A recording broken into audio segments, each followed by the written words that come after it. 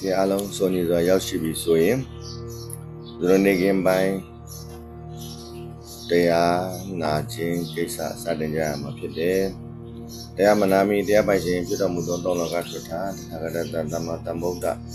ကိုရမမြတ်စွာဘုရားကိုရမြတ်ကြီးအား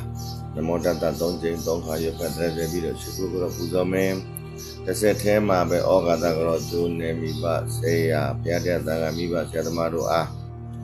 ရှိခိုးကတော့ပူဇော်တောင်းပန်ဝန်ချကြရမှာဖြစ်တယ်။အဲ့တော့ဘုရားတရားသံဃာမိဘဆရာသမားတို့ကိုမရှိခိုးမိမပူဇော်မိနမောတတရွတ်ဖတ်တဲ့ရှိခိုးတဲ့အချိန်မှာမနေ့ကလိုပဲတစ်လုံးချင်းစီ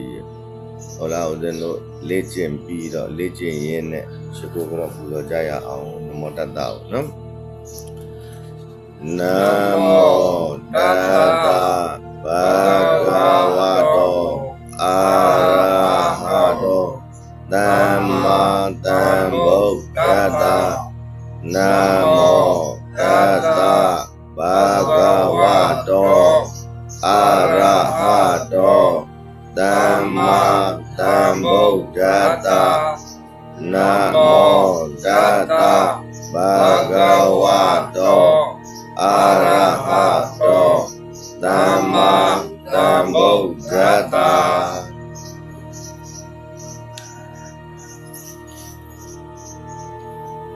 ဩကာသဩကာသဩကာသကာယကံဝစီကံမနောကံကမ္မတုတိတဘာဝမတိမာမိကောသမ္မာသောတာကာသိန်သောအပြည့်တို့ကိုကြောက်ပါစေခြင်းအကျိုးငါပထမဒုတိယတတိယတစ်ကြိမ်နှစ်ကြိမ်သုံးကြိမ်မြောက်အောင်တရားယရဏတရားယရဏသံဃာယရဏယရဏမြတ်သုံးပါးတို့နှင့်မိဘဆရာမတို့အားယုတိဉာဏ်တို့လက်ဆုံးမူ၍ရှိခိုးပူဇော်ကိုမျောမှန်လျှော့ကရောပါဤအရှင်ဘုရားဆင်းရဲကိုပယ်ပြောက်ချမ်းသာကိုရောက်စေတတ်သောလက္ခဏာရေး၃ပါးသစ္စာ၄ပါးတကြီး၄ပါးယုံနာ၂ပါးခန္ဓာ၅ပါးဖြစ်ပြဒုက္ခသစ္စာဟုဆိုအပ်သောဤခန္ဓာကိုယ်၌အမျိုးမျိုးသောရစ်ပတ်လဲပတ်ပြီးချဲလဲနေသောတရားတော်တို့ကိုသစ္စာ၄ပါးမြတ်တရားတော်တို့ဖြင့်တိပေဆိုင်ပွားဝိပေစာဟုဆိုအပ်သောဉာဏ်အတိပညာသုံးပြီးတကာလမဲ့လေးတံပိုလေးတံနိဗ္ဗာန်ချမ်းသာတရားတော်မြတ်ကိုရလွယ်ရောက်လွယ်တိမြင်လွယ်စင်ချင်နိုင်လွယ်သောဉာဏ်ထူးရှင်များဖြစ်နိုင်ကြပါစေအာဓုအာဓုအာ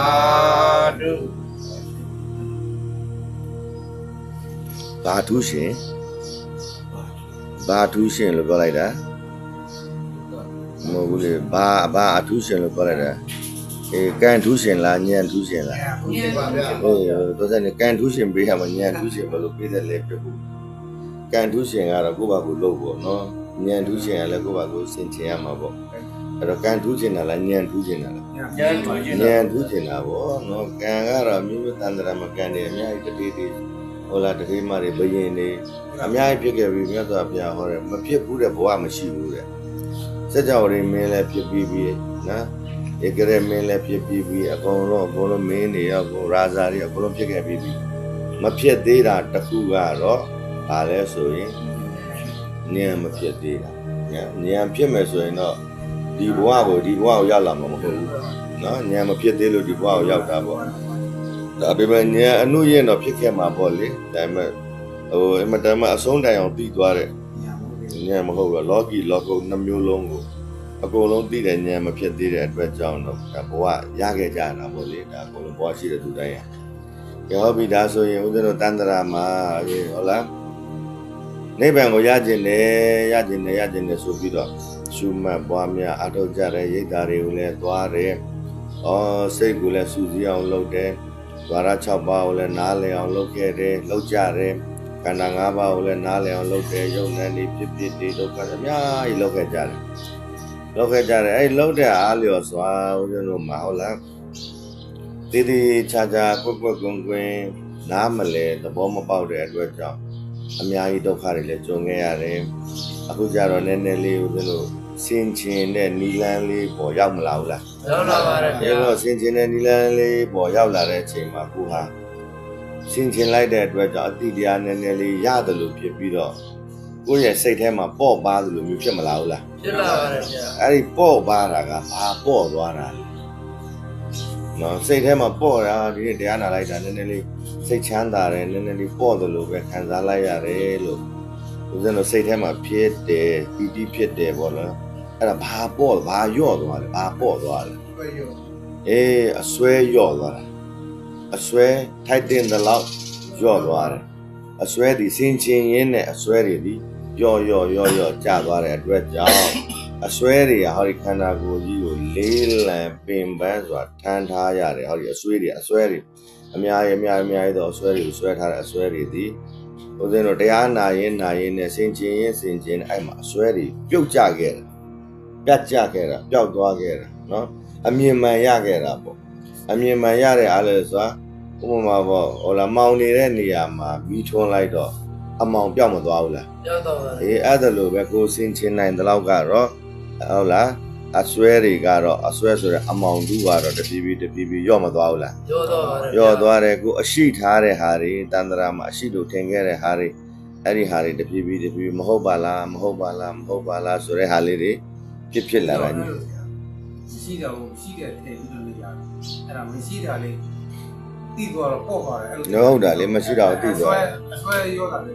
အတူတူပဲလေအေးပေါ့မရှိတာကိုဆွဲထားတာပဲလေအေးပေါ့မရှိတာကိုရှိတယ်လို့ထင်တာဆွဲထားတာပေါ့လေမဟုတ်လားအဲ့ရော့သွားတာပေါ့တဖြည်းဖြည်းတိလာတယ်တဖြည်းဖြည်းနားလဲလာတယ်အဲ့တော့ဦးဇင်းတို့တွေဟုတ်လားတရားမှတ်တယ်တရားအထုတ်တယ်လို့ပြုလုပ်တဲ့အချိန်မှာတရားစခန်းတွေသွားပြီးတော့ဟုတ်လားအပြင်ကကိလေသာတွေအဝင်မခံနဲ့လို့မပြောဘူးလားတရားစခန်းမှာပြောတာမပြောလားအပြင်ကကိလေသာတွေအဝင်မခံနဲ့အပြင်ကကိလေသာဝင်ပြီဆိုရင်မွေနောက်သွားမယ်ဆိုပြီးတော့အပြင်မှာကိလေသာရှိတယ်လို့မပြောဘူးလားပြောပါတယ်အပြင်မှာကိလေသာရှိတယ်လို့ပြောတော့ဟောဒီလောကကြီးဟာဘောနော်ကိလေသာလောကကြီးလို့ဆိုပြီးတော့မပြောဘူးလားပြောတာပေါ့ကိလေသာလောကကြီးလို့အေးပေါ့နော်အဲ့ဒါလိုပဲပေါ့အဲ့တော့တကယ်တမ်းကဒီလောကကြီးကကိလေသာရှိတာမဟုတ်ပါဘူးနော်စိတ်ဒိဏနိယတိလောကောတဲ့လောကကြီးကိုဖန်ဆင်းတာကကိုယ့်ရဲ့ကိလေသာကဘယ်သူကဖန်ဆင်းတာတော့ကိုယ့်ရဲ့ကိလေသာကဟောဒီလောကကြီးကိုဖန်ဆင်းတာလောကကြီးကကိုယ့်ကိုကိလေသာပေးတာမဟုတ်ဘူးဟုတ်ပြီနော်ကိုကကိလေသာဖြစ်လို့လောကကြီးဆိုတာဖြစ်လာတာကို့မှာကိလေသာမဖြစ်လာဘူးဆိုရင်ဟုတ်လားလောကကြီးဆိုတာလည်းဦးဇင်းတို့မှာမရှိတော့ဘူးနော်အဲ့တော့ဦးဇင်းတို့ဟုတ်လားတရားမှတ်တဲ့အချိန်မှာသတိထားအပြင်ကကိလေသာတွေမဝင်စေနဲ့မျက်စိနားနှာခေါင်းရှားကိုမှဟုတ်လားသေချာသတိထားမျက်စိနားနှာခေါင်းအပေါက်တွေပိတ်ထားမပြောဘူးလားပြောပါတယ်အဲ့ဒီအပေါက်တွေပိတ်ခိုင်းပြီးတော့ကိလေသာတွေအဝင်မခံနဲ့လို့မပြောဘူးလားပြောပါတယ်ဒါဆိုရင်ကိလေသာအခုတကယ်လက်တွေ့ဉာဏ်နဲ့ဆင်ခြင်ကြည့်လိုက်တော့ကိလေသာကအပြင်ကဝင်တာလားအတွင်းထဲမှာရှိနေတာလားဒီကဝင်တာဒီမှာလည်းမရှိဘူးဒီမှာလည်းကျွန်တော်မရှိတာအပြင်ကိုဟုတ်လားအပြစ်ပြောပြီးတော့အတွင်းထဲကိုပြောကြည့်တော့အတွင်းထဲကသာပြရတယ်ကိလေသာရှိသလားမရှိဘူးလားရှိပါဘူးဗျာအဲ့ဒါလိုပြရမှာလေဒါဆိုရင်အပေါက်ပိတ်ခိုင်းတာတွေကနော်ဒါဆိုရင်ပြန်ပြီးတော့မေးမယ်တရားစခန်းရိပ်သားတွေမှာနားတွေပါးစပ်တွေနှာခေါင်းတွေပိတ်ထားအဝေးမကြည့်ရဘူးတရောင်မြတာကြည့်ရမယ်။အိုကြီးဒီကြီးတောင်ကြီးမြောက်ကြီးမလို့ရဘူးကိလေသာဝင်တတ်တယ်။ကိလေသာဝင်သွားပြီဆိုရင်မလွယ်ဘူးတော့ဒုက္ခရောက်တယ်။ဒီကိလေသာတွေဒုကြီးကိုဖားတာအစမပြေဘူးမနိုင်ဘူးတောရုံတိုင်းအားထုတ်လို့တော့မရဘူးနိုင်ရှိတိုင်းမှဖြစ်တယ်။နိုင်ရှိမထိုင်တရားတော့မတွေ့ဘူး။တရားရတာကိုမသိဘူးအမျိုးမျိုးပြောလား။ပြောပါတယ်။အမျိုးမျိုးပြောမှကိလေသာအပြင်မှာရှိတယ်ဆိုပြီးတော့အပြင်မှာကိလေသာရှိတယ်လို့မပြောလား။ပြောပါတယ်။တကယ်တမ်းကတော့ဟုတ်လားကိလေသာဟာအပြင်မှာရှိတာလားအတွင်းမှာရှိတာလား။ရှိတော့ဗျာ။အဲ့လိုပြန်မှာနော်။အပြင်မှာလည်းမရှိဘူး အတွင်းမှာလည်းမရှိဘူးကဲဟုတ်ပြီဒါဆိုရင်အတွင်းမှာလည်းမရှိဘူးအပြင်မှာလည်းမရှိဘူးဆိုဘယ်မှာရှိတာလဲအေးဘယ်မှာမှမရှိဘူးတော့ကြနေစိတ်မှာရှိတယ်လို့လာအောင်ပါနော်စိတ်မှာလည်းမရှိဘူးစိတ်မြတ်စွာဘုရားပြောတာလေစိတ်ဟာဖြူစင်ပြီးတော့တန်ရှင်းတယ်လို့မပြောဘူးလားဖြူစင်ပြီးတော့တန်ရှင်းနေတယ်တဲ့စိတ်မှာလည်းကိလေသာမရှိဘူးတဲ့ဟုတ်လားဓွာရမှာလည်းကိလေသာမရှိဘူးတဲ့အာယုံမှာလည်းကိလေသာမရှိဘူးဆိုတော့ကိလေသာမရှိဘူးလို့ပြောနေတာပဲဒါပေမဲ့ကိုကကြတော့နှလုံးမသွင်းတတ်ဘူးသဘောမပေါက်ဉာဏ်မရောက်တော့ကိလေသာဟာအပြင်မှာပဲရှိတာလို့ဒီဆရာတော်နဲ့တွေ့တော့အပြင်မှာရှိသလိုလိုဟိုဆရာတော်နဲ့တွေ့တော့ဟောဒီဓွာရမှာပဲရှိသလိုလိုနောက်တဲ့ဆရာတော်တစ်ပါးနဲ့တွေ့တော့ဟောစိတ်ထဲမှာပဲရှိသလိုလိုဖြစ်မလာဘူးလားဖြစ်ပါဘူးအဲ့ဒီဥစ္စာကိုဘယ်မှာရှိလို့ရှိမှန်းမသိမရှိလို့မရှိမှန်းလည်းမသိပြီးတော့ဟုတ်လားဦးဇင်းတို့အားထုတ်ခဲ့ကြတာဟုတ်လားဦးဇင်းတို့ရှေ့ကတည်သွားကြတဲ့ပုံကိုယ်တွေအများကြီးမရှိဘူးလားရှိပါတယ်ဗျာအဲ့ဒါလို့ရှာရင်းနဲ့တည်သွားတာတွေအများကြီးနေပဲမတွေ့ပဲနဲ့နှမျောတယ်မကောင်းဘူးလားသူတို့ဦးဇင်းတို့အခုမှပဲဒီတရားထွန်းကားတာမဟုတ်ဘူးဦးဇင်းတို့ရှေ့နှစ်ပေါင်း2500မှာပို့ပြီးတော့ထွန်းကားတာပဲဟုတ်ပြီလားအဲ့တော့ဒီနှစ်ပေါင်း2500ကျော်မှာဦးဇင်းတို့ဟောဒီတရားတွေကိုအမှန်တိုင်းသိခွင့်ရတာစဉ်းစားကြည့်လေဘလောက်ကျင့်တတ်စရာမကောင်းဘူးလားကောင်းပါတယ်ဝမ်းသာပီတိဖြစ်စရာကောင်းတယ်ဒီလိုတရားမျိုးတော့မှနားလည်အောင်မလုပ်ရင်တော့ကမ္မထမ်းပြည့်ုံပဲရှိတယ်ဟုတ်လားအဲ့တော့ကမ္မထမ်းပြည့်လို့လေကမ္မထမ်းမှာအားထုတ်ပြီးတော့ဟုတ်လားအနည်းဆုံးတောတပံလောက်ဖြစ်သွားတယ်ဆိုရင်လည်းမစိုးပါဘူးအဲ့မှာဒီပုံစံတိုင်းဆိုရင်တော့တောတပံဖြစ်ဖို့လည်းမလွယ်ဘူးနော်တောတပံဖြစ်ဖို့လည်းမလွယ်ဘူးဟိုဗဇက်ကနေပြောရတာလွယ်တယ်နော်ဒိဋ္ဌိနဲ့ဟုတ်လားတမ္မာဒိဋ္ဌိနဲ့မိစ္ဆာဒိဋ္ဌိနဲ့ဝစီကိစ္စပြုတ်ရင်သောတာပန်ဖြစ်တယ်လို့ပြောတာလွယ်တယ်အဲ့ဒါကလွယ်တယ်ဟုတ်ပြီလားဟိုနတ်ပြည်မှာနတ်သားတွေတရားဟောပြီးရတဲ့ဟာလေးကိုနာကြားပြီးတော့သောတာပန်ဖြစ်တယ်ဆိုတာလွယ်တယ်ဒါပေမဲ့နိဗ္ဗာန်မှာလဲဆိုတာသိဖို့ခက်တယ်ဘာဖြစ်လို့ခက်တာလဲဆိုကိုယ်မှာစင်ချင်တဲ့ဟာမှမရှိတယ်ဟုတ်လားတရားစကားသွားလိုက်တရားလေးနာလိုက်ခန္ဓာကိုယ်လေးနာရကျင်တာလေးကိုသိခံခဲ့လိုက်ပြန်လာလိုက်ပြန်သွားပြန်လိုက်တရားလေးနာလိုက်ခန္ဓာကိုယ်နာရကျင်တာလေးကိုသိခံလိုက်ဘယ်တော့ပြောင်းမှာလဲအဲ့တော့သူပြောနေတာကိလေသာရှိတယ်ဆိုမှပြောနေကိလေသာမရှိဘူးမြတ်စွာဘုရားပြောတယ်သူကကိလေသာရှိတယ်ဆိုပြီးတော့အရှိထားပြီးတော့ပုံအောင်လုပ်နေတော့ဘယ်တော့ပုံမှာလဲမရှိတဲ့ဟာကိုရှိအောင်လုပ်တယ်မရှိတဲ့ဟာကိုရှိအောင်လုပ်တယ်အဲ့ဒီရှိအောင်လုပ်တဲ့ဟာကြီးကလည်းတမာရီတီးပြီးတော့အာယုန်နဲ့ဓွာရနဲ့ဟုတ်လားကွတိဖြစ်နေတဲ့အချိန်မှာအဲ့ကိလေသာပြောင်းမနေဘူးလားအဲ့ကိလေသာအဲ့ချိန်မှာပြောင်းနေတဲ့ဆိုတဲ့ဟာကိုသူ့ဉာဏ်ကမမြင်ဘူးနော်မမြင်တဲ့အတွက်ကြောင့်သူဟာကိလေသာကိုရှားလိုက်တတ်လိုက်ပေါ်လိုက်တတ်လိုက်ဖြစ်နေတယ်အဲ့ဒီတော့ကြောင့်တန်တရားမလဲဘူးလားမှန်ပါဗျာတချို့နည်းနည်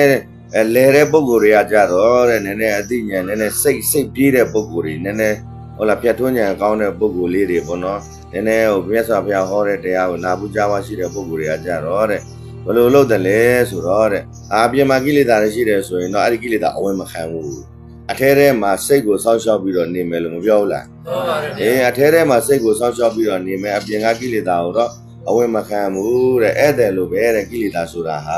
နော်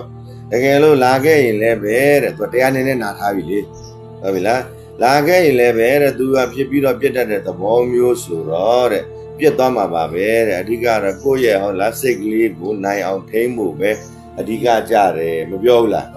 အဲ့ဒါလို့ကိုယ့်ရဲ့စိတ်ကိုပဲနိုင်အောင်ထိန်းဖို့အဓိကကြတယ်ကိလေသာဆိုတာအဲ့ဒါလို့ပဲဆိုပြီးတော့သူကပြောတယ်ဟုတ်လားအဲ့တော့ဒီနေရာမှာဦးဇင်းတော်ဘယ်လိုပြောလို့ရတယ်လဲဆိုတော့တတိတရားကတော့အိတ်ရှင်ပေါ့တတိထားမယ်ပေါ့လေကိလေသာဝင်လာရင်လည်းအဲ့ဒီကိလေသာပေါ်မှာကိုကဝင်မပါဘူးပေါ့ဟုတ်ပြီလားဝင်မပါဘူးတတိနဲ့နေမယ်ငါလည်းမရှိသူတစ်ပါးလည်းမရှိယောက်ျားမိန်းမပုဂ္ဂိုလ်တ attva ရှိတာမရှိဘူးဟုတ်လာ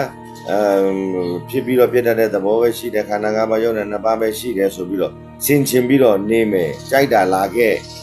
တချို့အဲ့ဒါမျိုးအထဲထဲမှာဟုတ်လားအိမ်ရှင်အပြစ်နဲ့နေမယ်ဘယ်ဧည့်သည်ဘုံမှာအဝင်မခံဘူးမောင်းထုတ်မယ်ပေါ့အဲ့ဒါမျိုးတချို့ကလည်းပြောကြတယ်တဲ့အဲ့ဒီဥစ္စာကဘာဥပမာနဲ့တူတယ်လဲဆိုတော့ဟုတ်ပြီအိမ်တိုင်မှာဟုတ်လားလူတယောက်တော့နေတယ်ပေါ့ဒီခန္ဓာအိမ်ကြီးမရှိဘူးလားရှိပါတယ်ဒီခန္ဓာအိမ်ကြီးမှာစိတ်ဆိုတဲ့လူတယောက်မရှိဘူးလား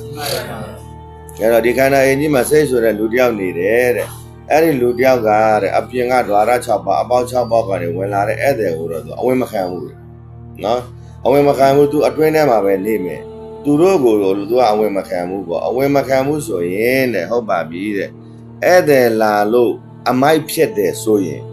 အဲ့ဒါတွေမလာဘူးလားအိမ်ကိုအဲ့ဒါတွေလာတော့ဟုတ်လားအဲ့ဒါတွေစားကြရတယ်တောက်ကြရတယ်ဟုတ်လားယူမလာဘူးလားအေးမုံနေယူလာမယ်လက်ဆောင်တွေယူမလာဘူးလားအေးဒီမုံနေလက်ဆောင်တွေယူလာပြီးတော့ဟုတ်လားစားကြမယ်တောက်ကြမယ်ဆိုအိမ်မှာအမိုက်တွေပြတ်မလာဘူးလားအေးအဲ့ဒါတွေယူလာတဲ့အမိုက်ကိုတော့အဝင်မခံဖို့ရအတွက်အဲ့ဒါကိုပါလုံးဝအဝင်မခံတော့ဘူးဟုတ်ပြီနော်အဲ့ဒါတွေယူလာရင်အဲ့ဒါတွေပါလာရင်အမိုက်တွေပါလာမယ်ဆိုရင်တဲ့အဲ့ဒီအမိုက်ပါတဲလာတဲ့အဲ့ဒီအဲ့ဒါတွေကိုအဝင်မခံဘူးဆိုရင်အမိုက်မဖြစ်တော့ဘူးတဲ့အိမ်မှာဟုတ်ပြီနော်ဒါဆိုရင်သူပြောချင်တာကမျက်စိနာနှာခေါင်းရှားကိုယ်ကိုသတိထားပြီးတော့ဓာရ၅ပါးကိုသတိထားပြီးတော့အထဲထဲမှာတေချာလုံးလုံးချုံချုံနဲ့သတိနဲ့ဝရိယနဲ့နေမယ်လို့ပြောလိုက်တာဟုတ်ပြီနော်အဲ့ဒါလိုပဲတင်တာမဟုတ်ဘူးလားအေးအပြင်ကကိလေသာတွေဝင်မယ်တော့တောင်ကြီးမြောက်ကြီးမလုံးနဲ့ဟိုအသားတွေနားမထောင်နဲ့ဒီမျက်လာလေးချတော့မပြောဘူးလားအေးအဲ့ဒါကိလေသာအပြင်ကကိလေသာတွေအဲ့တဲ့တွေဝင်မှာဆိုလို့တဲ့နော်ဒါဆိုရင်ဟုတ်ပြီအိတ်တိုင်မှာလူတယောက်နေတယ်လူတယောက်နေတော့အပြင်ကအဲ့တဲ့တွေဝင်လာတဲ့ယူလာတဲ့မုံနေသေးစားတွေရဲ့အမိုက်တွေကိုဟုတ်လားသူအဖြစ်မခံနိုင်ဘူးဆိုရင်သူတယောက်တည်းအိမ်မှာနေတော့လေသူအစားတောက်တွေမလုပ်ရဘူးလားအေးသူတယောက်တည်းနေတော့လေအမိုက်ဆိုတာဖြစ်မလာဘူးလားဖြစ်လာတယ်နော်ဒါဆိုရင်သူ့မှာကဟုတ်လားအလုံးတစ်ခုအနေနဲ့သတိထားစရာဖြစ်မလာဘူးလားဖြစ်လာတယ်ဟုတ်လားအပြင်ကကိလေသာတော့သူအဝင်မခံဘူးထားပါတော့လေနော်ဒါဆိုအတွင်းထဲကနေသူကဘာကိုလုပ်နေရတယ်လဲဆိုတော့အပြင်ကကိလေသာတွေကိုနော်အပြင်မှာရှိနေတဲ့ကိလေသာတွေကိုသူကသတိထားပြီးတော့ပိတ်မနေရဘူးလားပိတ်နေရတယ်အဲ့တော့မြတ်ဦးဇင်းတို့မြတ်စွာဘုရားကအဲ့ဒါမျိုးပြောချင်တာမဟုတ်ဘူးဟုတ်ပြီနော်အဲ့ဒီသဘောနဲ့အပေါက်တွေလိုက်ပြီးတော့ပိတ်နေပြီးတော့ဟုတ်လားအညစ်အကြေးတွေအပြင်မှာဟုတ်လားအာယုန်တွေအညစ်အကြေးတွေပါအာယုန်တွေကကိလေသာတွေပါဆိုပြီးတော့အပေါက်တွေလိုက်ပြီးတော့ပိတ်နေလို့ကတော့တဲ့ပိတ်ပြီးတော့နေရခဲ့တော့တဲ့နိဗ္ဗာန်တော့ရောက်မှာမဟုတ်ဘူးတဲ့အဲ့ဒီအပေါက်တစ်ပေါက်ပြီးတစ်ပေါက်လိုက်ပြီးတော့ပိတ်ပေါ့ဟုတ်လားအကြားရဆိုကြားရချင်းချင်းပိတ်လိုက်သတိထားလိုက်ပေါ့အောင်မြင်တယ်ဆိုမြင်တဲ့နေရာချင်းချင်းသတိထားလိုက်ပိတ်လိုက်ပေါ့အခန္ဓာကိုယ်မှာထိတွေ့တယ်ထိတွေ့ချင်းချင်းသတိထားပိတ်လိုက်ပေါ့အဲ့ဒါမျိုး24နာရီလုံနေလို့ကတော့တဲ့ဟုတ်လားအိမ်ရှင်ရဲ့အညစ်အကြေးကိုတော့ဘယ်တော့မှသူကတန်ရှင်းခွင့်ရမှာမဟုတ်ဘူးသူများကိုပဲတားနေတာသူများကိုပဲတားနေသူကိုယ်တိုင်အထဲထဲမှာအမိုက်ဖွားတဲ့ဟာဆိုသူတန်ရှင်းခွင့်ရပါမလားမရဘူးဟုတ်ပြီနော်ဒါဆိုရင်ဦးဇင်းတို့ကမလုပ်ပါလဲဧည့်သည်လဲအဝင်ခံမယ်ဟုတ်ပြီနော်ဘာဖြစ်လို့ဧည့်သည်အဝင်ခံမှာလဲဆိုရင်ဧည့်သည်တွေဟာတဲ့တချို့ဧည့်သည်တွေဟာနော်ဟုတ်လားစားတောက်ဆရာတွေကိုယူလာတယ်စားတောက်ဆရာယူလာပြီးတော့အမိုက်တွေဟုတ်လားဖြစ်လာတတ်တယ်တဲ့အဲ့ဒီအမိုက်တွေကိုသူတို့ကိုယ်တိုင်ပြန်ပြီးတော့မတည်သွားဘူးလားအေးတချို့ပုံကိုယ်တွေအားတဲ့စားကြယူလာပြီးတော့အမိုက်တွေဖြစ်တယ်အမိုက်ကိုလည်းသူတို့ပြန်ပြီးတော့သိမ်းပြီးတော့အမိုက်တောင်းတဲ့ထဲမသွားဘူးလားအေးအဲ့ဒါမျိုးဧည့်သည်ဆိုရင်လက်မခံပြင်ဘူးလားတကယ်လားဒါဆိုရင်ဦးဇင်းတို့ဉာဏ်သုံးတဲ့ပုံကိုယ်တွေကကြတော့ဟုတ်ပြီနော်ဉာဏ်ကိုသုံးပြီးတော့ဟုတ်လားအာယုန်တွေဓာရတွေဟုတ်လားစိတ်တွေအဲ့မှာဘဝင်စိတ်တွေအဲ့ဒါတွေကိုဦးဇင်းတို့ကဉာဏ်နဲ့ဆင်ခြင်တဲ့ပုံကိုယ်တွေဖြစ်တဲ့အတွက်ကြောင့်တဲ့ဦးဇင်းတို့ကအိမ်ရှင်တွေဖြစ်မနေဘူးလားအထဲထဲမှာနေတဲ့အိမ်ရှင်တွေမဖြစ်ဘူးလားအေးအဲ့ဒီအိမ်ရှင်တွေဖြစ်တဲ့အားလျော်စွာတဲ့ဧည့်သည်တွေမလာဘူးလားအေးဧည့်သည်တွေလာတဲ့ခါကျတော့ဦးဇင်းတို့ကဟုတ်ပြီနော်ကိုယူလာတဲ့မုံပဲသေးစာတွေရဲ့အမိုက်တွေကိုကိုယ့်ဘာကိုရှင်းသွားကြနော်လို့ပြောမှလားကိုယ့်ဘာကိုရှင်းမှလားကိုယ့်ဘာကိုရှင်းမှ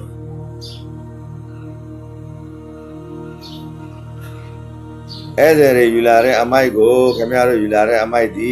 ကိုယ့်ဘာကိုရှင်းကြနော်အဲ့လိုပြောမှလားဒါမှမဟုတ်ဘာမှပြုထားကြလဲကျွန်တော်ရှင်းပေးမယ်လို့ပြောမှလားဘာမှပြောပြမလို့ဘာဖြစ်လို့လဲရှင်းလူရှင်းသွားတယ်ကွာရှင်းကိုရှင်းလိုက်မယ်တော့အဲ့ဒီမှာတစ်ချက်လဲသွားပြီဥပမာလေးပြောလိုက်တော့လဲသွားပြီဧည့်သည်တွေဟာအမိုက်မပါလာပါဘူးဗျာဧည့်သည်တွေဟာအမိုက်မပါပါဘူးဗျာဧည့်သည်တွေမှာမုံမဲ့တည်တာမပါပါဘူးဗျာအာယုံမှာကိလေသာမရှိပါဘူးဗျာဟုတ်ပြီနော်အာယုံမှာကိလေသာရှိသလားအေးအာယုံမှာကိလေသာမရှိတော့ဧည့်သည်မှာအမိုက်ပါသလားအေးအဲ့ဒါကိုပြောတာဟုတ်စင်ကနည်းနည်းလေးလက်ပတ်ပြီးတော့တဲ့ပြောလိုက်မယ်ဆိုရင်နားလည်မှာအဲ့တော့ဥပမာလေးနဲ့ပြောလိုက်တော့